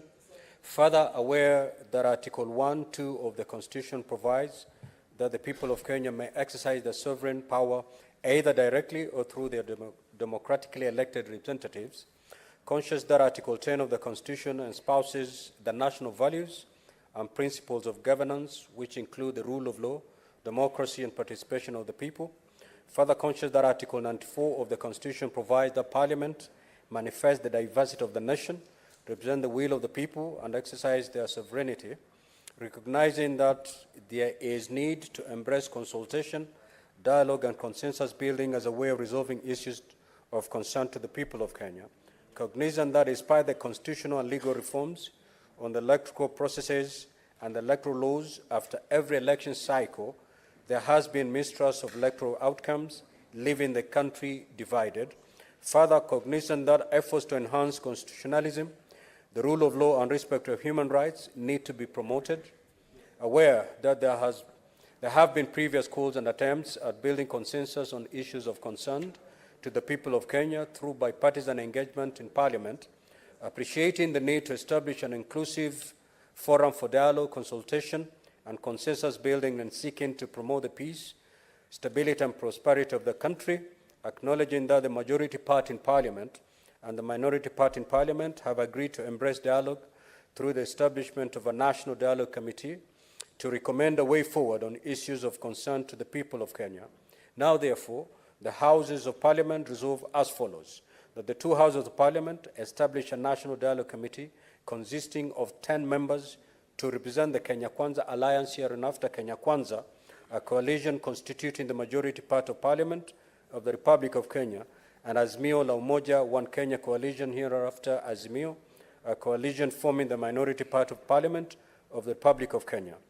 That each coalition shall appoint 5 members to the National Dialogue Committee, that the membership of the National Dialogue Committee shall be drawn from Parliament and outside Parliament, that the National Dialogue Committee shall comprise the following members to represent Kenya Kwanza: the Honorable Kimani Ichung'wah, Delegation Leader; Governor Cecily Mbarire, Deputy Delegation Leader; Honorable Senator Aaron Cheriot, Honorable Hassan Omar Hassan, and Honorable Catherine Wabilianga. That the National Dialogue Committee shall comprise the following members to represent Azimio: the Honorable His Excellency Stephen Kalonzo Musyoka, Delegation Leader; the Honorable Opio Wandayi, Deputy Delegation Leader; Honorable Amina Munyazi; Honorable Eugene Wamalwa, and Honorable Senator Okongo Mogeni. That the mandate of the National Dialogue Committee shall be to facilitate dialogue and consensus building, and to recommend appropriate constitutional, legal, and policy reforms on issues of concern to the people of Kenya, to be framed by the National Dialogue Committee in line with the Constitution and the laws of the Republic of Kenya, and respecting the functional and institutional integrity of state organs. The Houses of Parliament note that the technical teams representing Kenya Kwanza and Azimio shall support the National Dialogue Committee. That the technical team representing Kenya Kwanza shall comprise the following persons: Dr. Muthomi Ithianokulu, Dr. Linda Musumba, Dr. Duncan Ojwang, and Nick Biketi. That the technical team representing Azimio shall comprise the following persons: the Honorable Jeremiah Kioni, Professor Adams Olo, Abakri Zain Abakr, and Lynn Ngugi. That further, the National Dialogue Committee shall be assisted by 2 officers designated as communications secretaries, one of whom shall be appointed by leader of majority party and the other by the leader of the minority party. The Houses of Parliament further resolve that the National Dialogue Committee shall formulate and adopt a framework agreement to guide the bipartisan talks. That the National Dialogue Committee shall report to the leadership of Kenya Kwanza and Azimio coalitions within 60 days, and thereafter submit its report to Parliament. That in the execution of its mandate, the National Dialogue Committee may invite, engage with and consider submission from stakeholders, collect views from the public, and engage experts, professionals, and other technical resource persons as necessary. That the National Dialogue Committee shall determine its own rules of procedure. That the speakers and clerks of both Houses of Parliament shall provide secretariat and any other necessary support to facilitate the work of the National Dialogue Committee. Will as many as of that opinion say aye? Aye. Will as many as of the contrary opinion say nay? The ayes have it. Next order.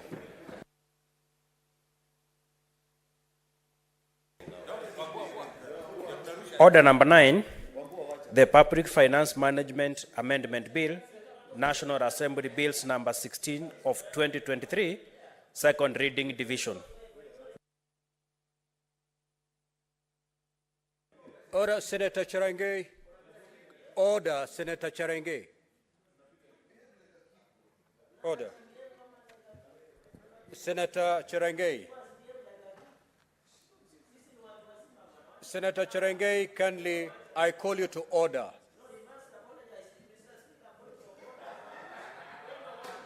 Senator Cherangay, have your seat, please. Kindly take your seat. Senator Cherangay, kindly take your seat. Take your seat. I will handle that. Senator Cherangay, take your seat. Senator Cherangay, you take your seat or I'll throw you out. Senator Cherangay. Senator Cherangay, take your seat. Take your seat. I'll handle that. I will handle that. Take your seat.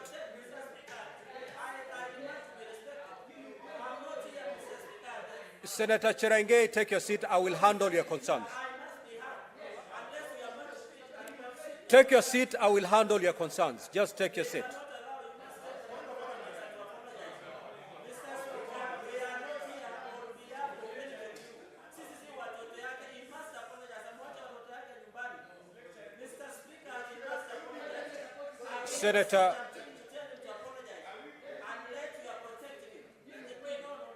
Senator Cherangay.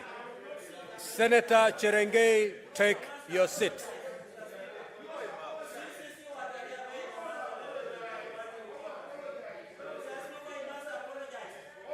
Take your seat. Sergeant at arms. Sergeant at arms. Sergeant at arms. Senator Eddy, take your seat. Senator Cherangay, you take your seat or I'll order you to leave the chamber.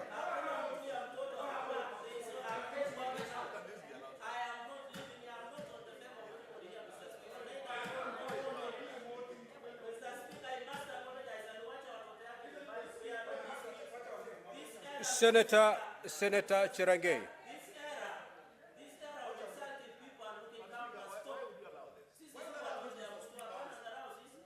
Senator Eddy, the chair is in control. Senator Eddy, kindly keep your cool. Senator Cherangay.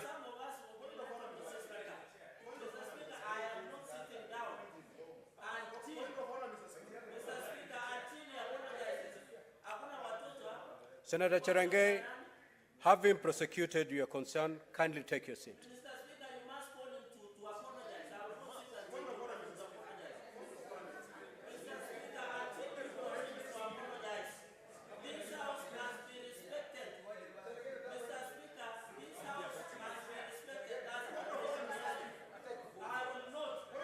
Senator Cherangay, for the very last time, I'm asking you to take your seat.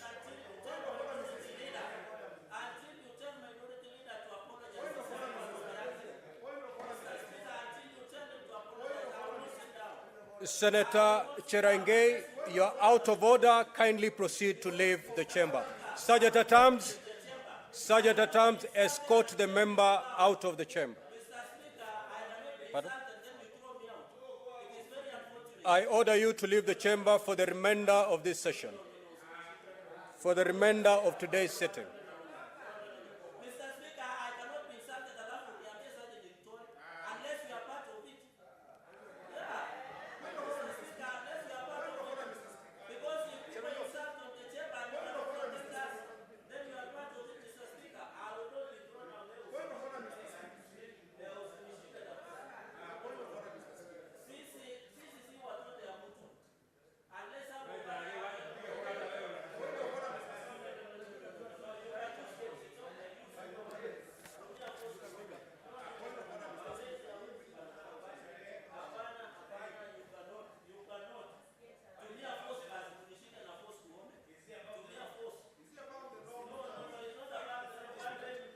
Sergeant at arms, kindly use the necessary force under Standing Order 126 to get the senator out.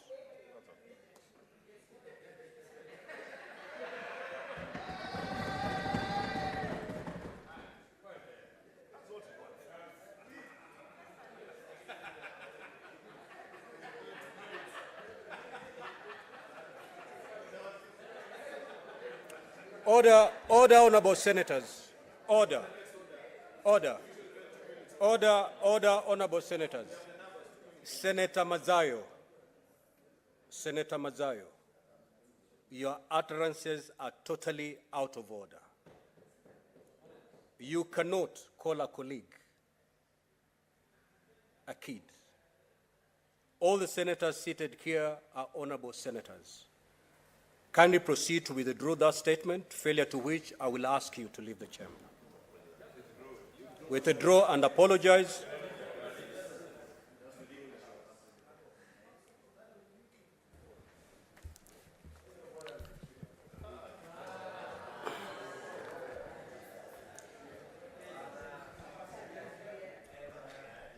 Asante Bwana Spika.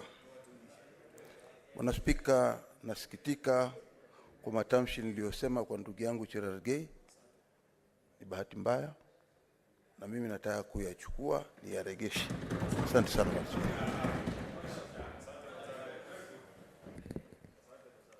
Sergeant at Arms, kindly ring the division bell for 5 minutes.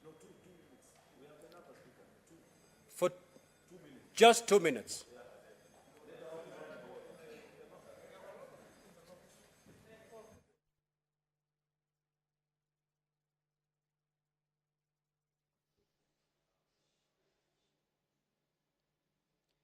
Well, the motion on the establishment of the National Dialogue Committee has just been completed, with majority of the members voting for its establishment. Apparently, it's a division bell for 2 minutes after by the Speaker, Honorable Amason Kingi. What is currently on the floor of the House is the Public Finance Management Amendment Bill, originating from the National Assembly, Bill number 16 of 2023. It is a bill that has been tabled by the Senate Majority Leader, Honorable Aaron Cheriot, and it's a bill that is at its second stage. Debate on this particular bill already took place in the floor of the House, and what will be happening now is that the members will be going into division to vote on this particular bill. And we understand the bill is also lined up to be considered at the committee of the whole House stage once the division stage has been done. A look at what exactly this bill entails is that this bill seeks to amend the Public Finance Management Act number 18 of 2012 to operationalize the public debt and borrowing with regard to the framework for monitoring the level of public debt to align it with the provisions of Article 214(2) of the Constitution, which defines public debt to mean all financial obligations attendant to loans raised or guaranteed and securities issued or guaranteed by the national government. So what is underway is a division bell, 2 minutes. As you can see, members are just grabbing a bottle of water to clear their throats, perhaps waiting to take the vote on this bill. Allow me to hand you over now for this process.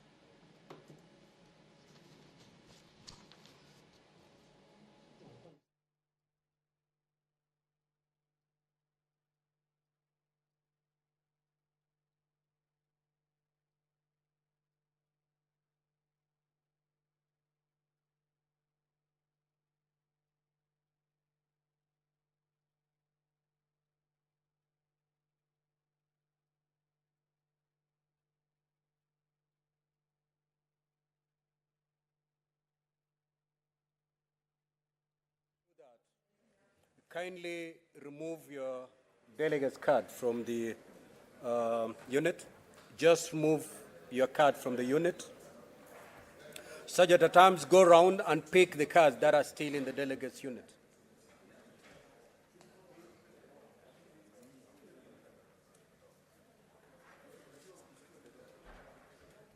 Sergeant at Arms, if you're done collecting the cards, kindly give me a signal.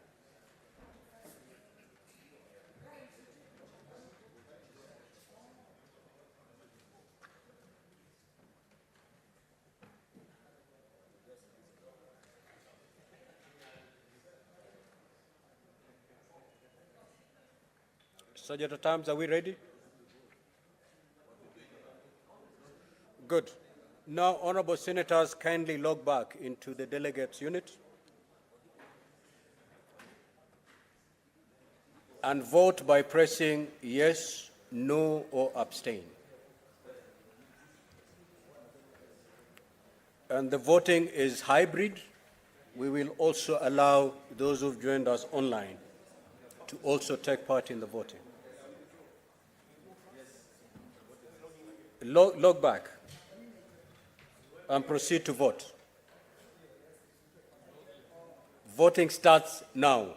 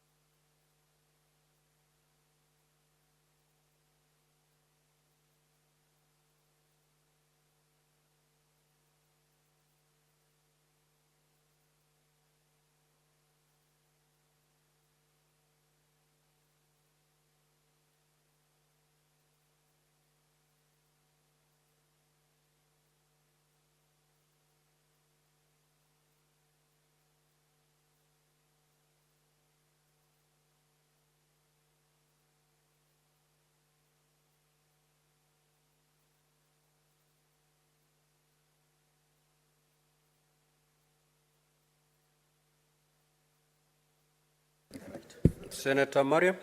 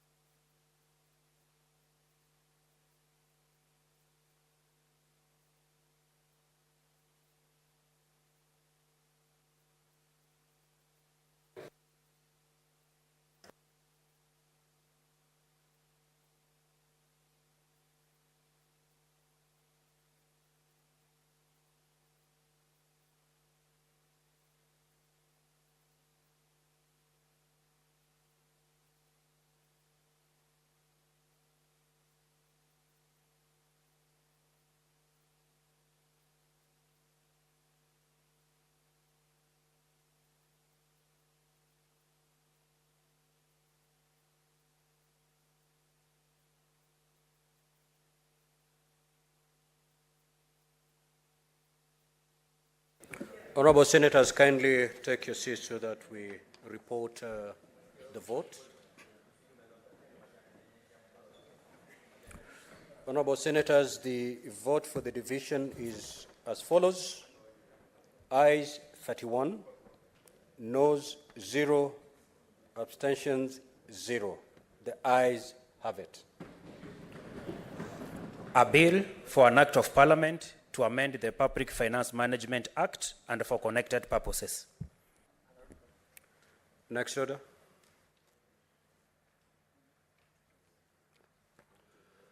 Subject to terms, kindly open the doors and withdraw the bars. Order number 10, Committee of the Whole. The Public Finance Management Amendment Bill, National Assembly Bills number 16 of 2023.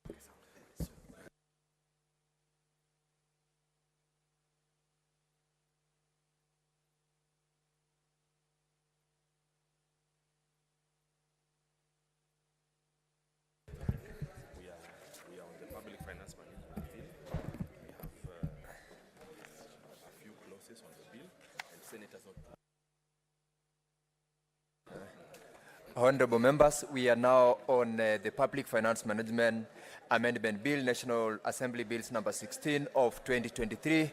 We have got a few amendments, and I will request that honorable members please remain in the chamber because we will need to go for division. We will not be long. Thank you. So we will start. Clauses 3, 4, and 5.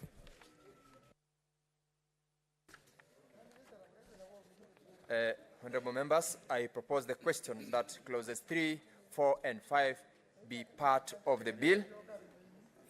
And I put the question that clauses 3, 4, and 5 be part of the bill. Division at the end. Clause 6. Honorable members, I propose the question that clause 6 be part of the bill. I also ask the chairperson, Standing Committee on Finance and Budget, to move the amendment.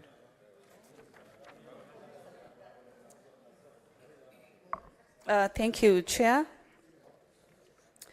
I do propose that the amendment on clause 6 be amended as indicated in the order paper. And Mr. Chair,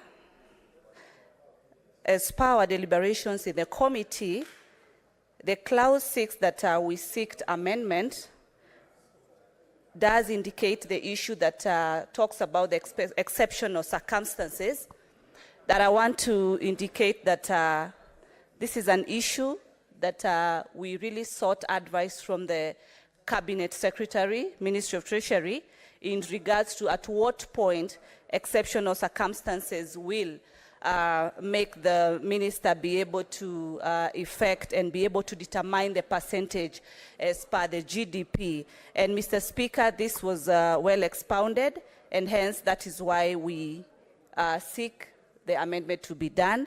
And the other issue, Mr. Speaker, is on the issue of the National Assembly not being the only house. This is a bicameral assembly. Mr. Chair, can I be heard in silence? Honorable members, Senator Lelengwe. Senator Lelengwe, kindly take your seat. Give Senator Tabitha time to prosecute the amendments. Senator Manzo, take your seat. resume your seats in Ramanzo. Thank you, Mr. Chair. And we also noted as a committee that this amendment was only in regards to the issue of the debt status of this country. It was only to be discussed at the National Assembly, but our amendment also proposed that Senate be part of tabling of this report as far as the debt status of this country is concerned. So both houses shall be receiving these two reports every 30th April of every year, Mr. Speaker. Thank you, Chair. I now propose the question that Clause 6 be amended as proposed, and put the question that Clause 6 be amended as proposed. Division at the end. Clause 2. Honorable members, I propose the question that Clause 2 be part of the bill, and put the question that Clause 2 be part of the bill. Division at the end. The title and Clause 1. Honorable members, I propose the question that the title and Clause 1 be part of the bill, and put the question that the title and Clause 1 be part of the bill. Division at the end. Honorable members, we're now getting into divisions. We are going to conduct electronic voting, and I'll request that honorable members be prepared.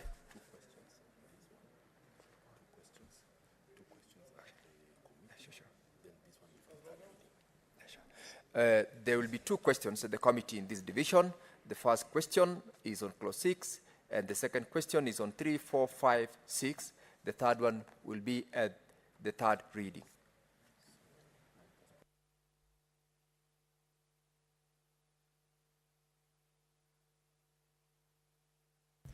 Honorable members, I now put the question that Clause 6 be amended as proposed.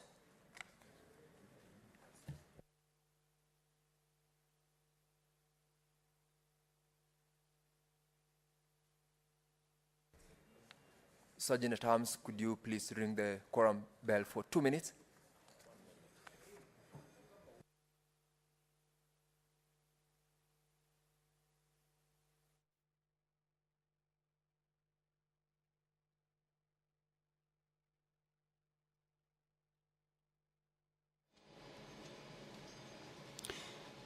Well, two amendments, or rather just a few amendments, had been brought forth on the Public Finance Management Amendment Bill 2023, Bill number 16 of 2023, originating from the National Assembly, which is currently at the Committee of the Whole House stage on the floor of the Senate this afternoon. And the amendments have already been moved, and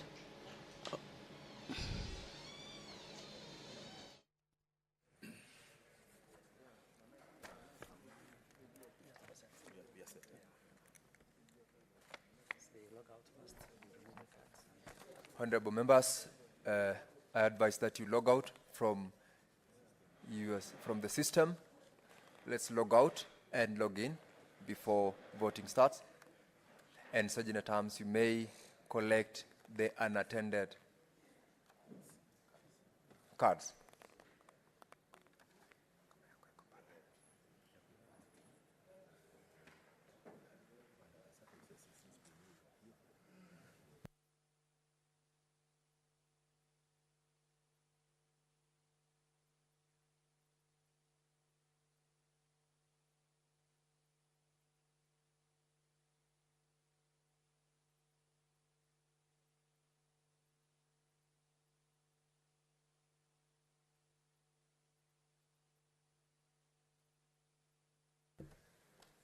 You may now log in.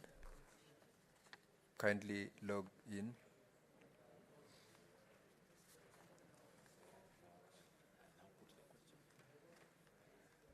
Honorable members, I now put the question that Clause 6 be amended as proposed. Voting starts now.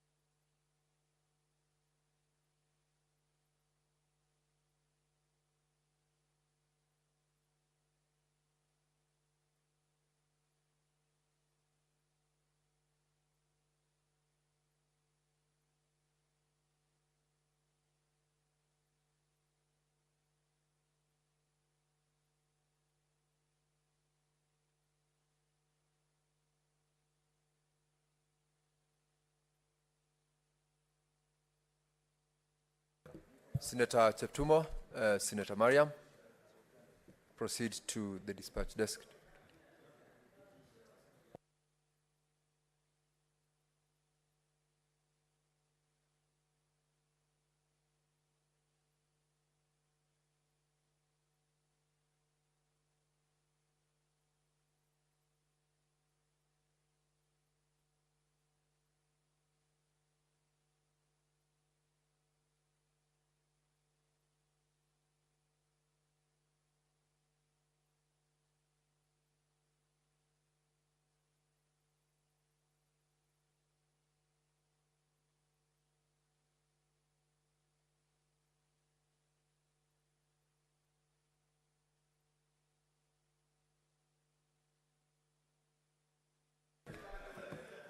Honorable members, we now move to the next question that is on all clauses, and I put the question that clause 3, 4, 5, clause 6 as amended, clause 2, the title, and clause 1 be part of the bill. Members, you may now proceed to vote on those questions.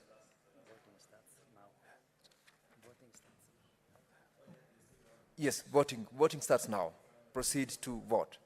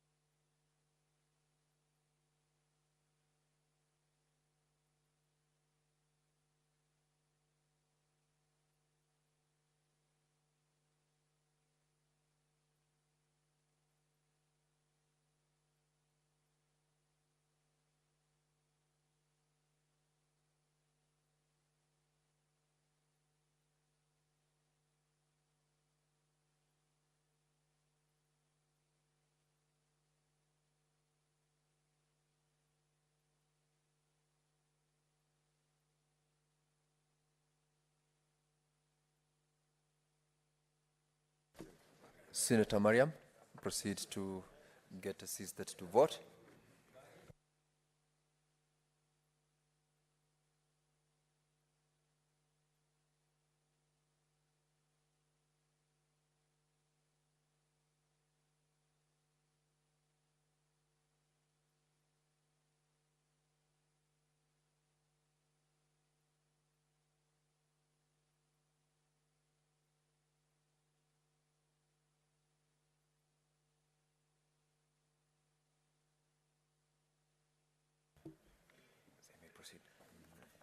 Honorable members, these are the results of divisions under clause 6. Ayes 31, nays 0. The ayes have it.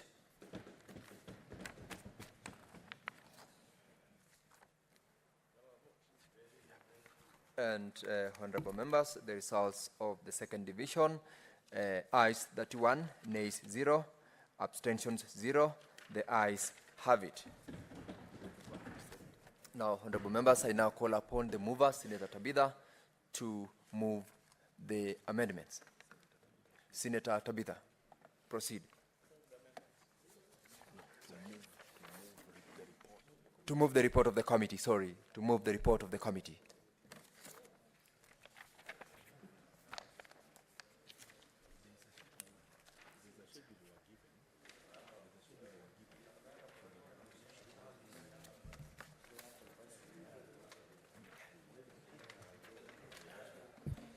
Sergeant at Arms, you may just hold for a few minutes, just hold for a second.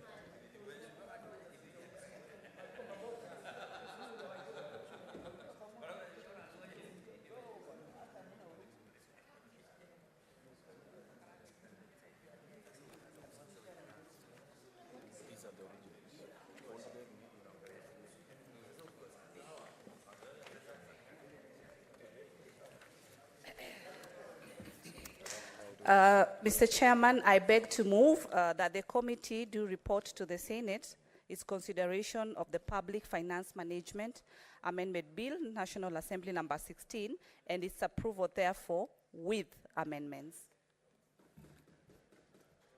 Honorable members, I now put the question that the committee do report to the House its consideration of the Public Finance Management Amendment Bill, National Assembly Bills number 16 of 2023, and its approval thereof with amendments.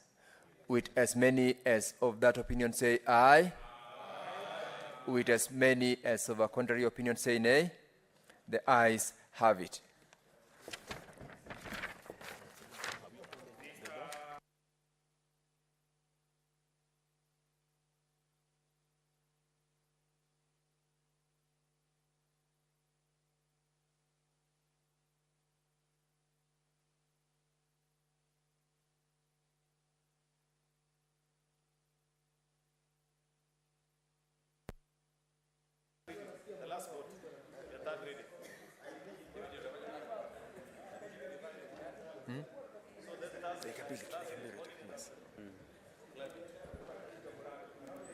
Members, we have one more vote to make. So, yeah, do what you are pretending to do. So, Chairperson. Thank you, Mr. Speaker. I wish to report, Honorable Speaker, that the Committee of the Whole has considered the Public Finance Management Amendment Bills, National Assembly Bills number 16 of 2023, and seeks leave to sit again tomorrow. Sorry, Mr. Speaker, this is a... Sorry, can you approach the table kindly?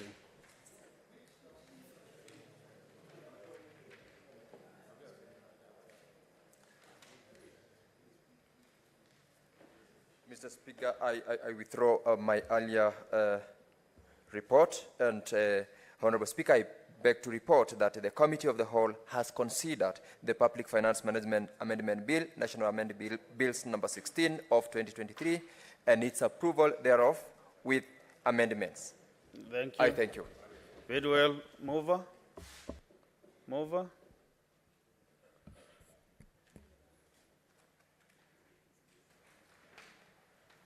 Honorable Speaker, I beg to move that the House do agree with the committee of the said report.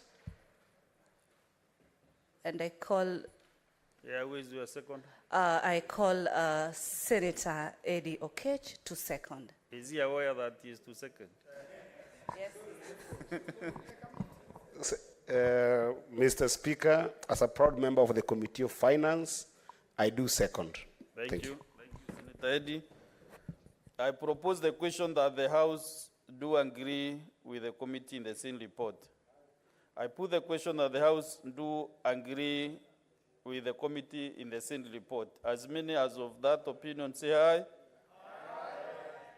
As those of the contrary opinion say nay. Okay, move again.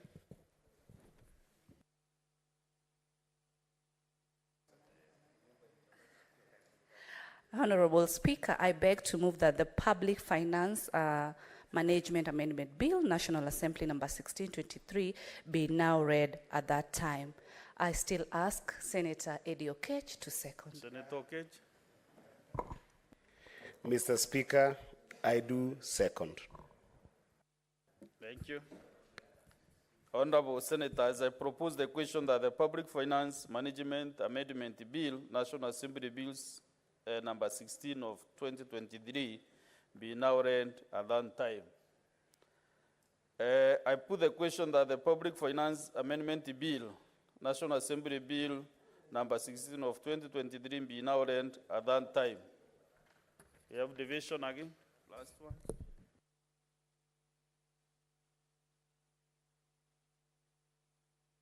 Ring the column bell for 1 minute. Or the shortest time that you can be able to do it.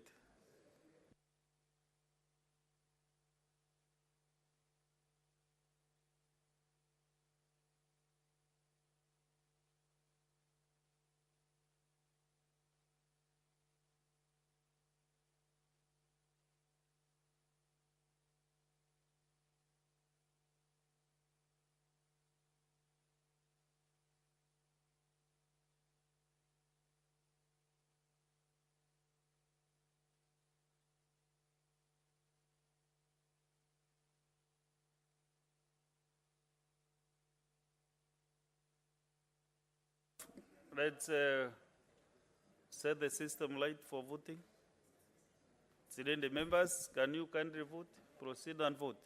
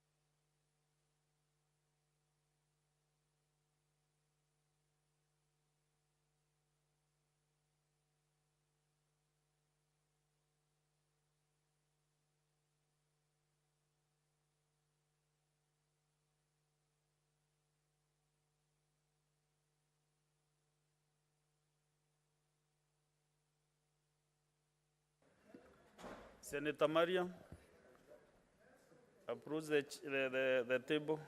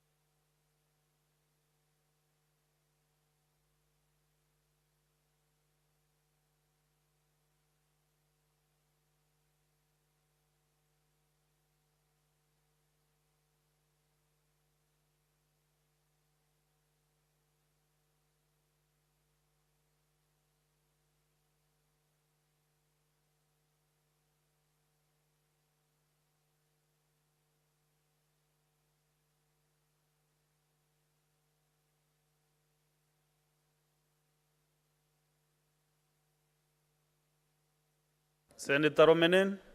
Senator Romenen. Approach the table still. Senator Romenen, I think your vote was not taken. So approach the Secretariat.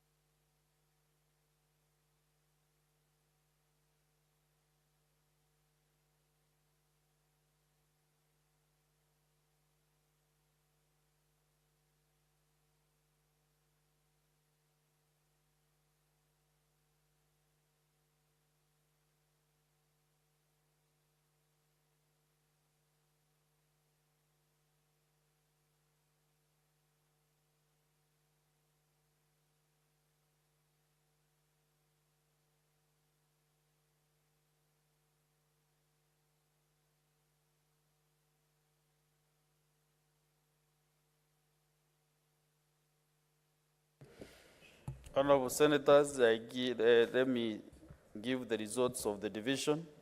The ayes, that 1, nays, 0, abstention, 0. So the ayes have it. A bill for an act of parliament to amend the Public Finance Management Act and for connected purposes. Honorable Senators, I want to thank you most sincerely for finding your time to come to the Senate today. I know you are very busy indeed in other areas of jurisdiction. So, Senators, Honorable Senators, can you open the doors kindly?